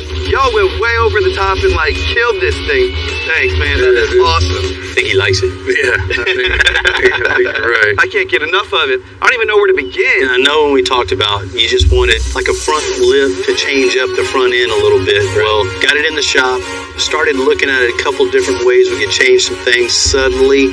But in this case, subtle went out the window. We got after just chopping the factory bumper totally up. Made the openings a lot bigger, a lot more aggressive. Put some mesh in there. So this is the factory bumper? Yeah, it's factory bumper. It looks completely custom. If you don't know what you're looking at, it just looks like a regular bumper. But this thing was in like 30 different pieces. That's exactly why I come to you guys. Y'all make factory-looking pieces, but yet they're custom, which sets it apart from everybody else. Now all the other Ferrari dudes got to compete with you. Exactly, man. I love that. It was super cool. You know, you got the new wheels and tires on there. They give this car a really cool look. And behind those wheels and tires is an airbag now. Man, a stance bagged out Ferrari is awesome. And man, it gets it down low. I'm sure it's going to ride well. And you know you're going to be turning everybody's heads when you roll. Man, I love it. The lowness that it gives, the aggressiveness that it gives, just really sets it apart from everything that I've seen. And an advantage of that also is protecting this new front bumper. You can raise it right up off the ground. Yeah. The air struts in there worked out perfectly. Awesome. Ian, if you're liking that, you're probably going to like underneath the frunk. Show them what's underneath the front. You're going to like that. Oh my gosh. This is incredible. Isn't that sick? It looks super clean. Well, that's what you want, man. You don't want something just thrown in there, right? No, that looks incredible, guys. That looks like it was made for this car. And then the little details, the lines. Is that a Ferrari badge? Wow. Y'all went over the top on this. Yeah, like you said, we could have just thrown that stuff in there and ran the plastic line that it comes with and all that. But, man, honestly, this is my favorite part. The reaction's always nice. You can tell the amount of work that you put into this. It's really a piece of art. It just looks incredible. Appreciate that, man. Customizing the F430 for me was something that I wanted to do. I called a few other shops and they didn't really look at the same vision that I had for it. When I called Extensive, they knew exactly what I wanted for this car. I think y'all knocked it out of the park. You definitely got a one-of-a-kind now. Straight killed it. You know, just riding stock just ain't cool. And either it being a Chevy truck or a Ferrari, my guys step up every single time. Ian, get this car out there, show all them purists. Guys, I really appreciate it. Get to it. Oh my God. Come on the way in. What are our limitations? It's got to fit in the garage, man. That's it. We came to the right place. Color matching the roof on the Broncos not only looks custom, it looks classy. Right on the money. The owners of the 68 GTO wanted this entire engine bay paneled off. Let's get our beads on. Full custom metalwork, fender to fender and front to back. Never done anything this complicated before. God, look at that. Look. Oh my gosh! I'm Bill Carlton. I built my first truck when I was 16. And ever since, me and my guys have been out here creating with our hands. Building the biggest, lowest, baddest custom trucks and cars in the game. People don't don't come here for what they need. They come here for what they want. This is Texas Metal.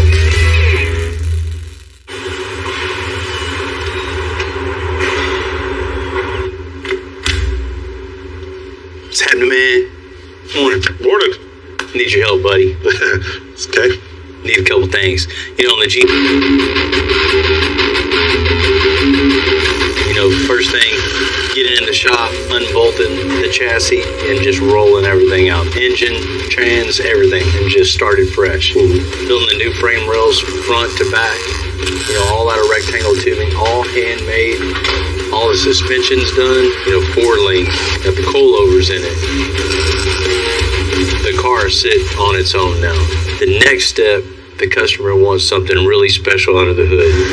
Got the brand new LT4 mounted 10-speed. Cool car. Yeah. But I need some sheet metal because we're going to panel off everything underneath the hood. We're definitely going to need a lot of sheet metal.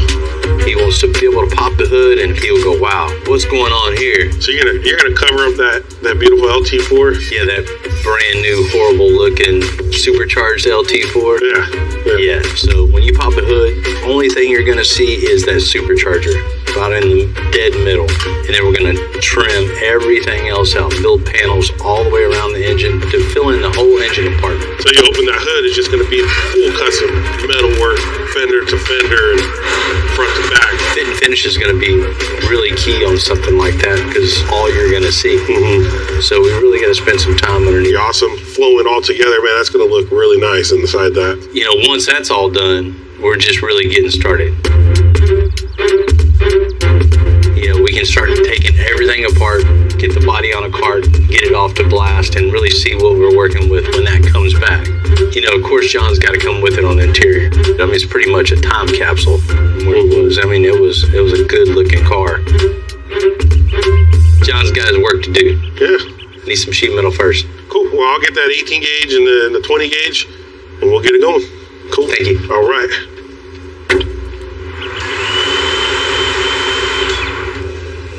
Alright, so we're going to start doing the sheet metal work on the front of this GTO.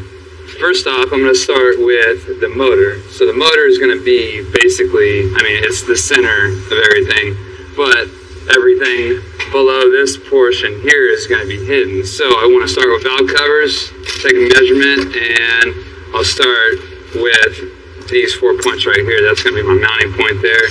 And then I'll figure out somewhere else to mount the bottom of it. Right now, I'm just trying to come up with, something that I like. We're always trying to make something cool, and we're also always trying not to do the same thing twice. So that's the hard part. I got my pattern, I got my shape. We'll make some marks on the sheet metal, get this laid out, and then I can make all my lines and circles and radiuses and all that good stuff for my bead rolling.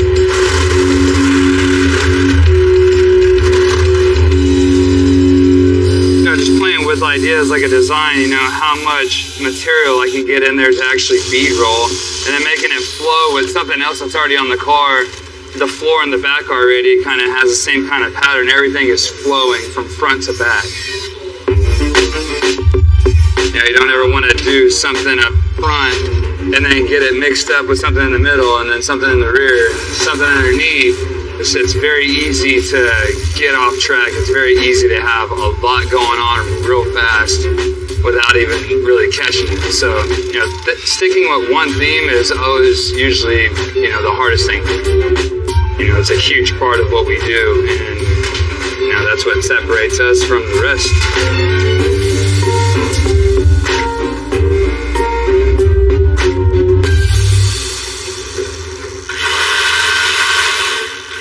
Alright, so I got this in, bolted up, it looks good. Obviously need to make some mounts for the bottom so it doesn't sit here around that side over there. We'll do the same exact thing, and then I can figure out how to tie the two in together before anything is cut and welded or anything like that.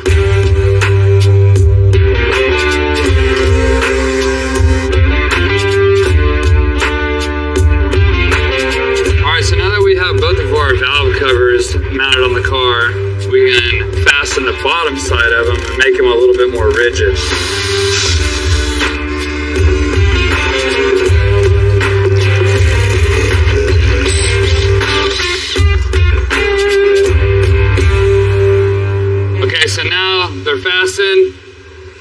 bit of structure to them. They're not going to go anywhere. This is exactly where they're going to stay after they're painted and bodyworked and all that good stuff.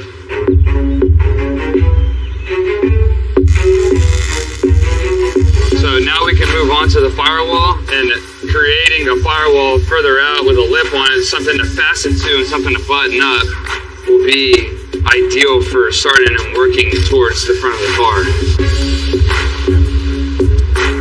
I'm gonna do it in 2 pieces because I'm gonna have to cut it in the middle anyways, so there's no point in cutting one long piece. I have to shape it around that thing all the time so I know where I need to shrink and stretch. I need to shrink now. This thing has like a gradual like slope. It's not perfectly flat. Just trying to match that. You just kind of slowly walk your way down. Might be able to get it right on the money.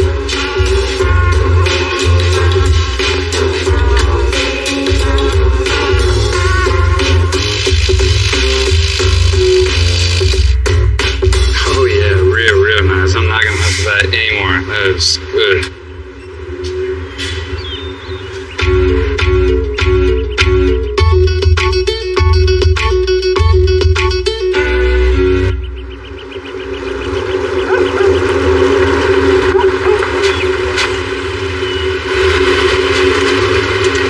Cool to see a brand new Bronco roll up in the parking lot today. These things are really sought after. They're hard to get, and you know, I'm just kind of curious to see what's in store for this one. Hopefully we get to do a little customization to it.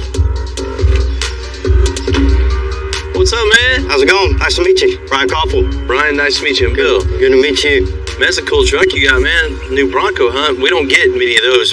We hadn't had any come in the parking lot. Yes, sir. They're kind of hard to come by right now. As Bronco, after many years of my wife driving a minivan and SUVs with the third row, she saw these Broncos and wanted one. Man, I was totally on board with that. We've had it about 8 months, and it's time, man. It's time to do something else to it. Yeah, you starting to see them on the road now? Passed 3 or 4 of them on the way in to see you this morning, so. Man, I know exactly how you feel, man. I hate driving stock cars. 8 months, I can totally understand. You know, typically, when it comes to customization on a new car, I like to maybe wait 8 hours. What are our limitations? It's got to fit in the garage, man. That's it. Disobey. So no crazy lift. Nope. Yeah, something aggressive, a little tough, mean looking. Just a little bit to the height to achieve that, whatever it takes. Man, I love it. I love it. Right off the bat, I see a couple things we can do to it to really make it stand out.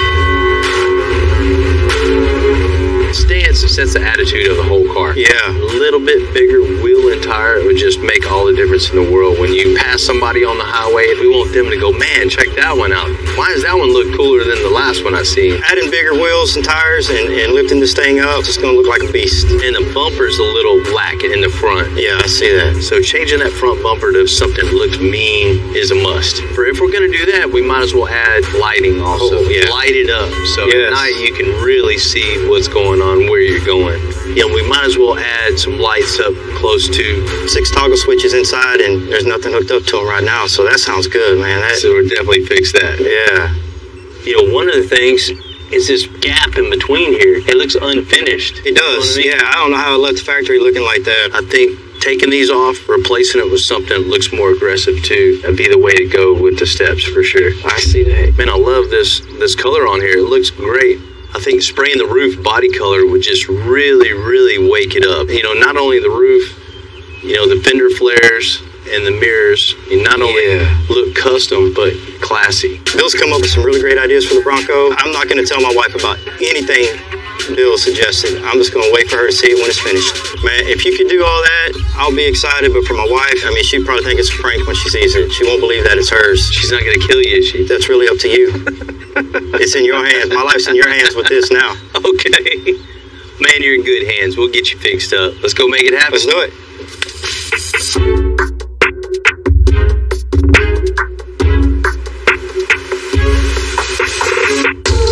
Ford did a great job with the new Broncos, making them look good, but there's always room for improvement. Taking a brand new car is a whole different set of challenges than customizing an old car. It takes a lot to come up with that from everyone else's. You just can't throw a bunch of parts at it and go, okay, cool, it's custom. It doesn't work like that. It's picking those right parts that just all flow together in one complete package. That's what we need to do. There's a lot of thought, a lot of time, a lot of effort to get the cars looking as good as it does right now. Taking that design, all those elements, and building upon it, that's our specialty here. You know, creating something that nobody else has, and everybody else then will copy off you.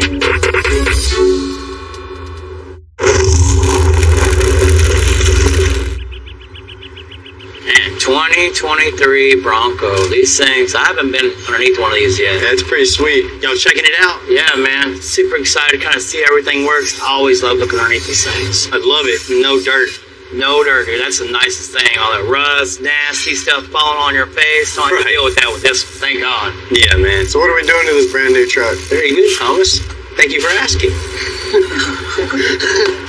Here we go. You know, brand new Bronco, not many of these on the road, but there are some. So that's the problem here. I mean, you go to dealership, you get the best thing that they have. You're feeling good about your purchase. You're driving down the road like mine. You know, that's the problem here. That's the problem we're going to fix today. We came to the right place. That's it, man. You know, we got a lot to do with it, man. We got to change these bumpers. Make it look a little meaner when it's going down the road at you, right? Give that tough look. Exactly. You know, another thing we're going to do, you see the steps here have a big gap in between it. We're going to rectify that. Make that a little more stylish, right? And of course, we're going to give it a little lift. Oh, yeah.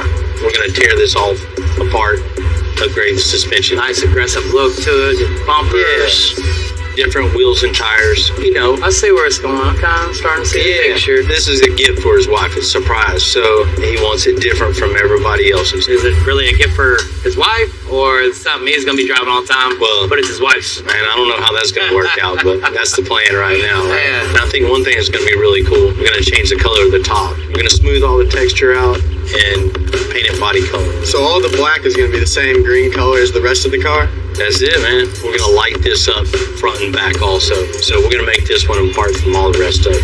So you going to let him work with you today? Oh, God, am I ever going to yell at him so loud? You ready? Let's get it.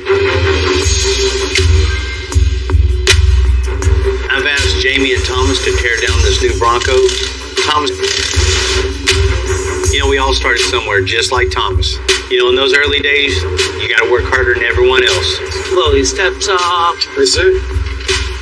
And you got to prove yourself because you're learning all your skills. And so far, he's working his butt off. Well, you said you bring your own tools. I'm using yours.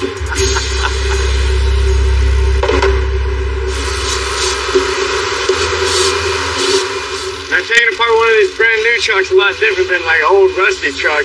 Everything comes apart smoothly, except for this one. Hey Jamie, it's just spinning in there.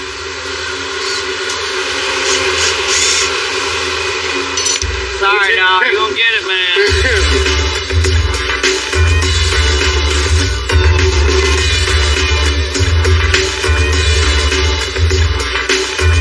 Taking apart a new vehicle, you know, have to pay attention where everything goes. I have no experience doing this on this kind of vehicle because it's new. You always want to pay attention, bag everything, write everything down. I always like to put, you know, the nuts and bolts back in where they go. It's just, you know, quick rule of thumb. Just put it here, pay attention, think 10 steps ahead, and it should go back together like nothing we've ever built before. Lightest bumper ever, right? Yeah, it's a real light. Okay, so we're on the back now. Fix to put all our components on. What we're going to be installing is a lower, upper strut, put a little rock guard right here, and a track bar.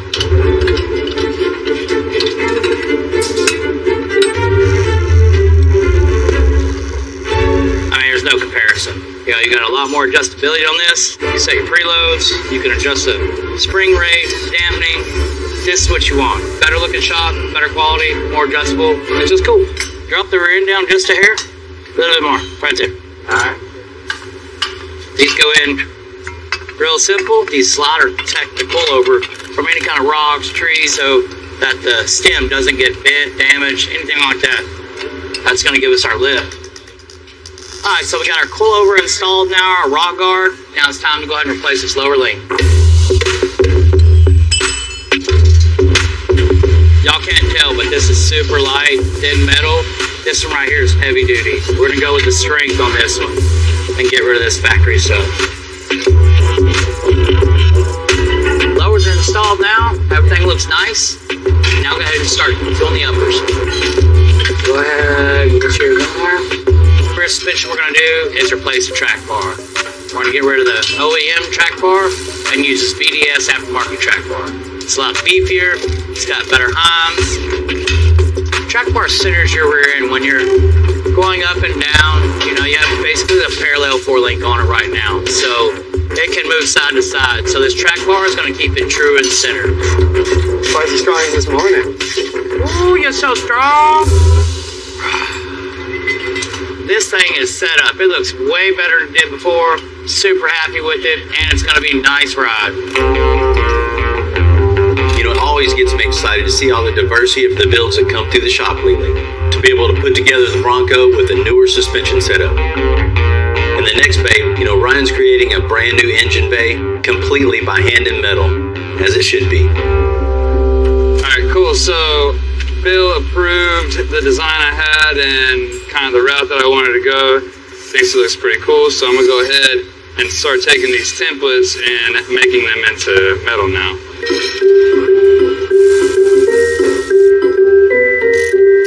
Once it's all done, it's definitely going to be one of a kind.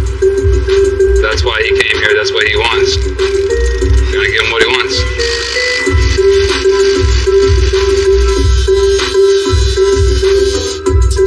So it'll all be one piece, and then we can do our bead roller cut out. If we want to put mesh into it, whatever, we'll decide that in a little while. We're gonna work in the middle and work our way out like we have been the whole time.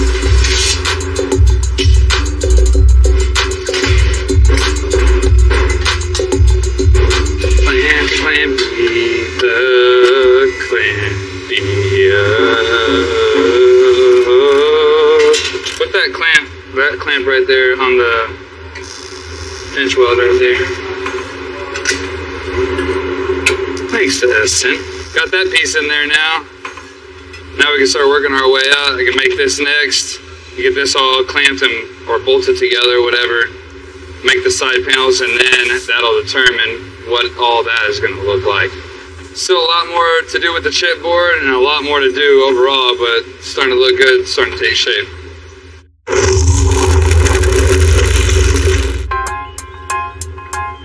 Building anything from scratch, like the engine bay with the 68 GTO, it definitely takes skill and experience. But it's the patience to see it through matters just as much. To cut and weld everything. I've got all the metalwork done up to this point. I left this point for last just because of the master cylinder. I mean, it seems like a relatively small part compared to everything else that's already happened, but this is probably one of the bigger ones, and I wanted to put more thought into it, and I've been thinking about it while I've also been doing all this too, so it's kind of like the home stretch right here. It's still got about 6 more panels to make. Thing is, I saved all of my chipboard templates, so it would be easier for me to duplicate everything. All I gotta do is just take this and bend it the opposite way of this, and then I get my mirror image over there, right? If you're ever doing any panels and you gotta mirror anything, just always save all your templates. It'll make life easier for you in the future. Whenever I bead roll it, it's gotta have the step up in it, just like that one does, so I'm trying to see which way I need to go. So this part needs to be raised. Let's get our beads on. So duplicating everything is going to be one of the trickier parts. So this has to match that, or else everybody's going to automatically be drawn straight to what's been done. Let's go see if it fits. Oh, yeah, that fits nice. As long as I just keep on keeping on, we're gonna make it. We're gonna make it one day. Alright. Panel numero dos. So bend this side, bend the other side, bend this side. Never done anything this complicated before. Done a lot of sheet metal work, but not like a full engine bay, like covering everything up before, never. People, when I say building chassis is complicated, I think I could have done that faster than I done this. You know, the trick to an engine bay, like in the GTO, is being part fabricator, part mechanic, and part artist. You know, I've been keeping an eye on it the whole time. And Ryan's doing a great job of finding that balance between form and function. All right, so one of my last little fillers that I have to make for this side over here to cover all my master cylinder, my windshield wiper motor, all that good stuff. So I'm gonna weld a stud into here so we can go down to where we can keep that same look of minimal bolts. It might just seem like, all right, you just put it on top, it's not gonna get in the way of anything, but I still got a hood that's gotta come down and shut and not hit all this stuff. And so there's like a million things that you gotta think about and a million things you gotta do just to get like 4 pieces to work right. I still got a lot more to do as far as welding and finishing and cutting all my holes out for all my vents, but the big part was done now. Every single part and piece is done for the whole sheet metal engine bay now. I got plenty of room for adjustment and all that whenever I put the rubber in there, so still got quite a ways to go, but now that the engine bay's done, it's a huge check off the list.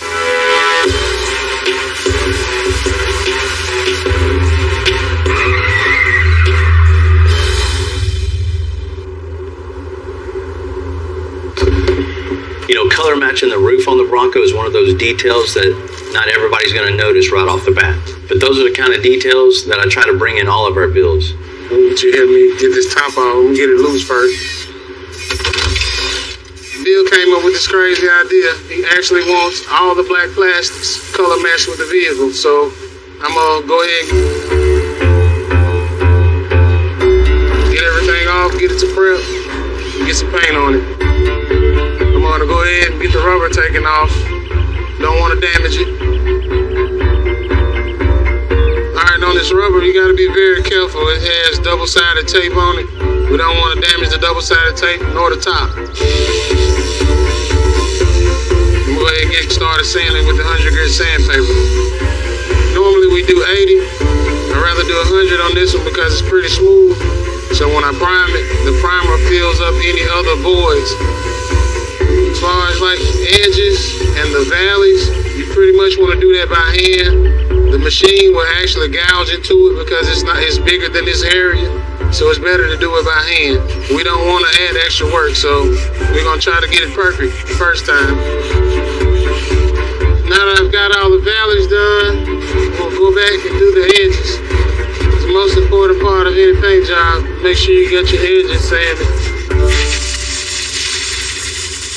Now that I've got this piece all the way prepped, I'm going to go ahead and get the other pieces done and get everything into primer.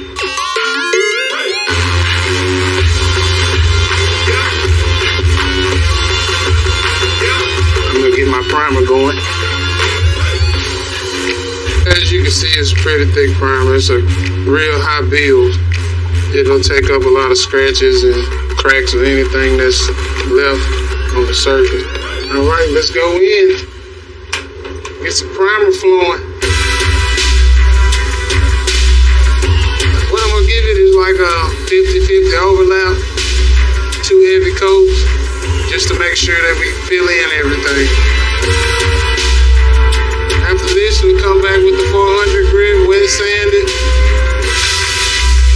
Just to show you guys the difference in a perfectly prepped surface ready to paint and a surface that is not ready to paint. You have a real slick, uniform, everything looks the same, but here, it's got little gritty guidelines. That's what you don't want. You really want to sand all of that out. Get everything flat and smooth so you won't have any imperfections once you spray your base coat and your clear on. Once that's all done, I'm gonna move on to paint.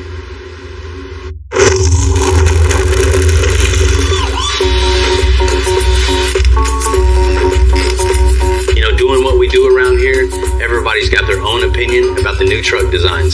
The 22 Broncos with some custom and a new bumper. All right, so we got the old bumper off.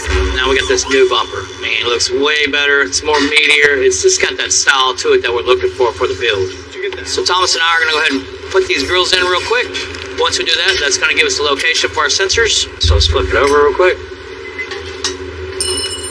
Everything's cut out on the grills for it, so just finding a location, keeping everything the same as it was as it came off the vehicle. Gonna install it right back on just like it was. Plug it back in the harness. It's gonna work amazing. Okay, so I got all the sensors installed now. Everything's nice and clean, tied up, tidy. Next thing is, go ahead and install the bumper and get ready to start putting the skid plates on. Watch the body. Yep.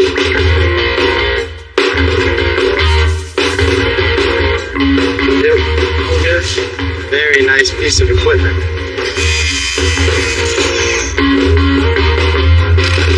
Now we got the skid plate on, bumpers on, they're mated together. Everything looks super tough on the front of this. Definitely gonna notice it down on the side of the road.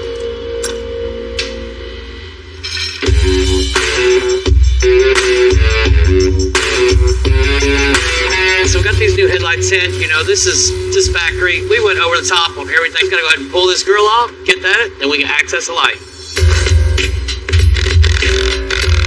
These LED lights give you better visibility than the stock ones. Grill off.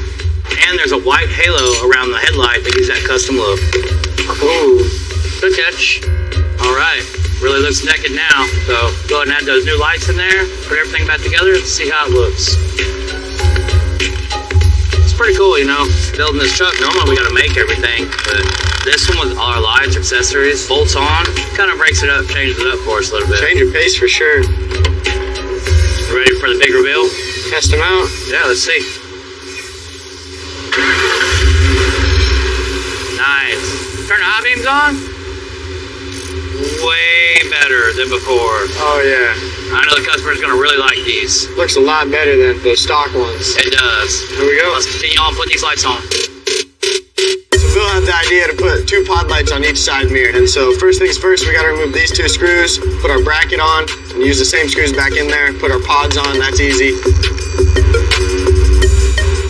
Now I'm surprised how much it changed the look of the whole truck, and it's really gonna add to it.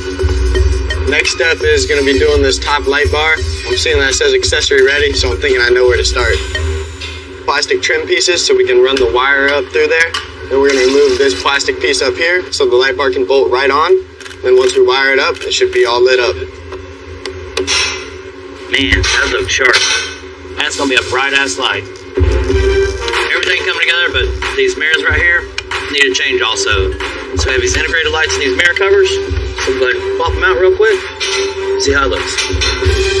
You know, more lights, we'll be able to see more, and it just looks cool on here.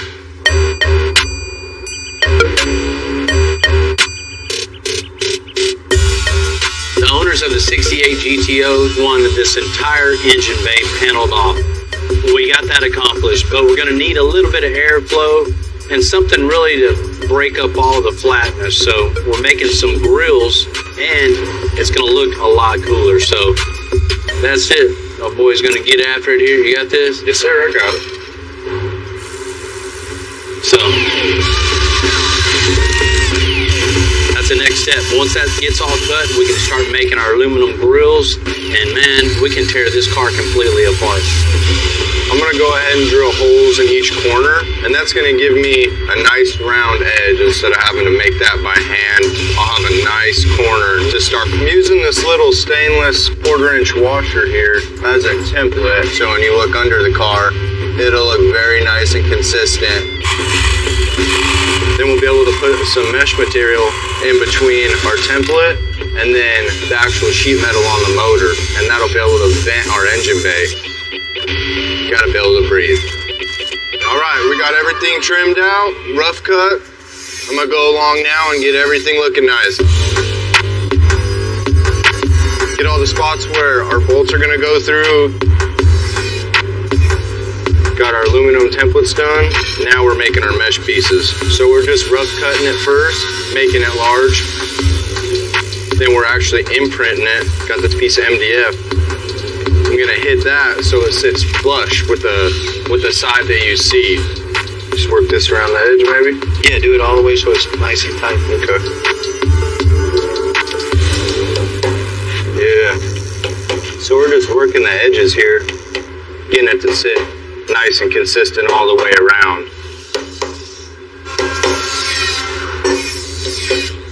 Oh, that worked really good. It's nice and flush, as you can see. Looks really nice. Let's go put it on the car and see how it looks.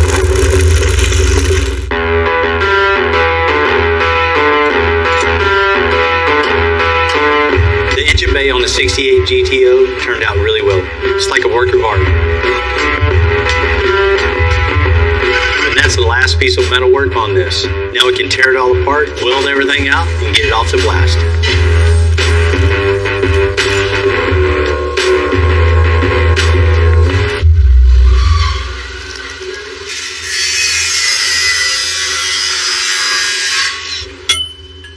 Alright, bring it down just a little bit. Stop. We need to put some 2x4s in right here. And then we can start taking the body loose. Once we get it back to blast, we can take it to the body shop. But meanwhile, while we're doing all that, we're also going to be welding out our frame. We'll send the frame over to Max, let him weld that out while we're doing this. As a metal fabricator, it's always a big day when you finish the metal work on a build. A hand-built frame, suspension, and engine bay. We'll get this back to blast, now body, paint, and interior, along with building the rolling chassis. We still got a lot of work, but it feels good to have turned this corner, and I'm excited for what goes off to blast. You know, the 22 Bronco is almost ready for delivery. Right now, Patrick's ready to paint. Medium aluminum gold. So I'm gonna go ahead and get started with the mix. This color is a eruption green, 9 different toners to make this one color. All right, next we have a gold pearl. Right now I'm just mixing up enough to do a spray out to check the color before I mix the full batch. All these different toners actually erupted to a pretty good eruption green. So from here I'm gonna go ahead and do a spray out. Check it on the truck, make sure everything matches. We'll get to spraying the other pieces. Well, it looks great from here. Checking all angles. Pearl is standing out like it's supposed to. So I would definitely say that this is a perfect match. When you spray something like this, you basically want to go around your edges first because there's a lot of cracks and crevices. So we want to take those spots first. Then we'll overlap 50-75%. Let it tack. Alright, got my first coat on. Looks great. Go ahead and give it time to tack off. Get my gun reloaded. Come back for the... Everything looked marvelous. Move on to the clear coat stage. And the clear that I'm using is a good 3-to-1 clear. And I'm actually over-reducing it 10% to get a better flow. It's so thick. You over-reduce it and have it flow out a lot better. Got great UV protection and even better shine, real high gloss. First coat of clear looks awesome. No runs, no trash, everything looks perfect. Once this dries, we'll go ahead and get it on the car. We have a few last parts to install. That'll give this Bronco a way cooler look and make it a better truck. Pretty crazy how light this bumper is, huh? Yeah, it's real light. It's gonna be a lot more better here in just a minute. Just like the front bumper, we have the rear bumper off right here. It's all plastic. Very lightweight, not very durable. If you hit something with this, it's gonna explode. Alright, take that off. So we're gonna go ahead and get rid of this, put our new steel bumper on there, put our wiring harness in, bolt that thing up. That one's a lot heavier. Yeah, this is a 2-people bumper right here. No stress done. Slow, easy. This is so much. So before we had the stock steps, you know, they just weren't the best looking steps. You could see the big gap between. You actually see the pinch weld right here. So we're gonna get rid of those, get some electronic steps that fold up in here, and give it a nice contour to the side of the truck. Okay, so this is our step. You know, it's got a nice wide platform. If you look at the other side, it's got this slick black design. It's gonna hide everything. So once it retracts, you're gonna just barely see the edge of this. It's gonna look real good. Almost like a rock slider. Okay, so now I got the steps in. Now it's time to wire them up. Each one of these mounts have a motor on them. So I'm going to run power to each one of these motors all the way up to the front, plug into the battery, ECU, that's it. Everything looks good. Smooth, strong. It's a nice step up in there with the lift. This is definitely the upgraded step that we want to use right here. You can get my rubber mallet after this side. Just a few more parts left. New exhaust, new wheels and tires. This is gonna look real good. And this thing's ready for whatever they want to throw at it.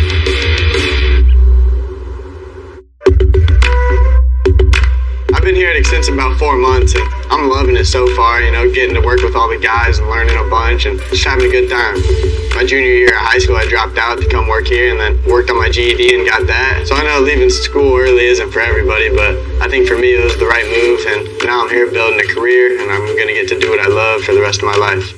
I've known about Extensive for some time, and working with Mr. Bill is awesome, you know. You get to learn a lot. He knows so much because he's been doing it his whole life, and he's willing to teach you, which is cool. So he'll show you how to do it the right way so you don't mess it up and have to redo it and redo it.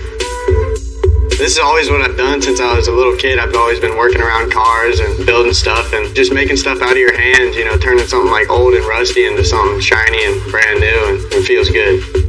The secret to being successful here at Extensive is you gotta do the dirty jobs first, and then you gotta work your way up. So all in all, I'm gonna keep showing up early and working hard at the dirty jobs until I get to where I wanna be.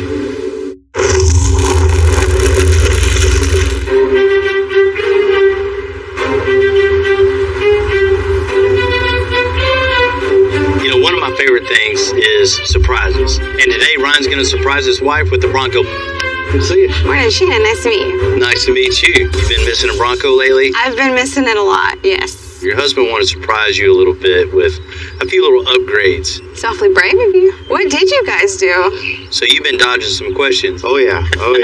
Yes, sir. Yeah, we've done a couple things for your Bronco. He said just open checkbook, no matter what the cost, make my wife happy. Oh, did he say that? Yeah. No, he didn't. Look, man, I want to live to see the Bronco, okay?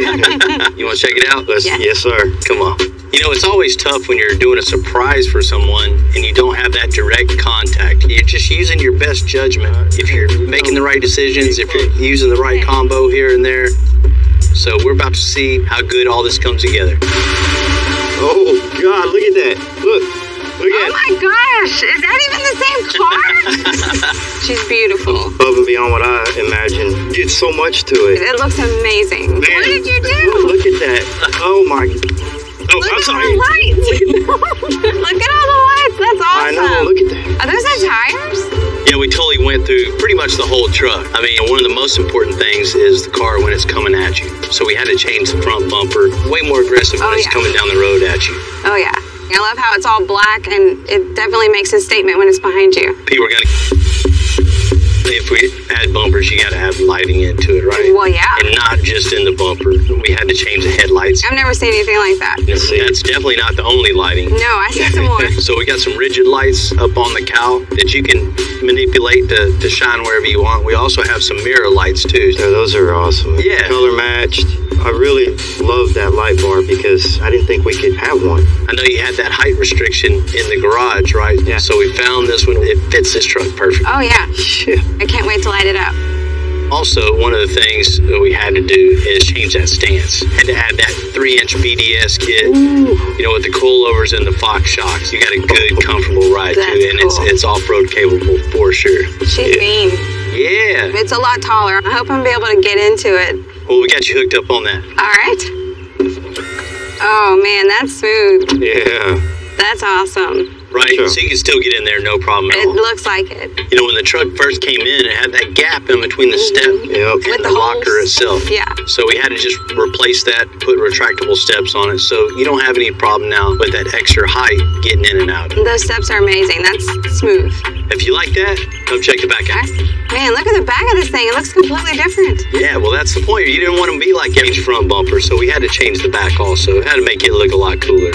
It looks just as mean as the front. Yeah. We changed out the tail lights also, you know, to give it a little more aggressive look. Those smoke-colored lights are gorgeous. Right? Nobody's going to have those tail lights. You know, the biggest change on the whole truck, I think, the roof color and the fender flares, right? Oh, yeah. Smoothing out all that texture, making that eruption green. not only looks custom, it looks classy. It really sets it apart from everybody else. Bill and the team did awesome. I wasn't expecting anything, but I certainly wasn't expecting that. She's beautiful and she's a beast, and I'm really excited. You know, some guys come in, say, you know, this car or truck's for the wife, but we know it's really for them. Oh, he's never going to drive it again. Exactly. Yeah. I can tell this is your truck. It is. It's my He baby. did this especially for you. I know how much you love the Bronco, and I wanted to do something to keep that love going forever, just like our love. Bill, thanks for coming through and helping me give the best gift I could ever give to my wife. I know that she loves it, and I thank you for that. Man, you did good. Oh, man, I appreciate it, but all the credit to you guys. You know, Extensive, definitely in the one-man show. I just like to thank all the guys at the shop for, once again, coming through for me. Well, I hope you guys really do enjoy this, and, you know, no more issues now when you're driving down the road seeing another one like yours. They'll be green so much. Yeah. Thank you. Appreciate it. Have fun. See Thank y'all you. later. I love it. It's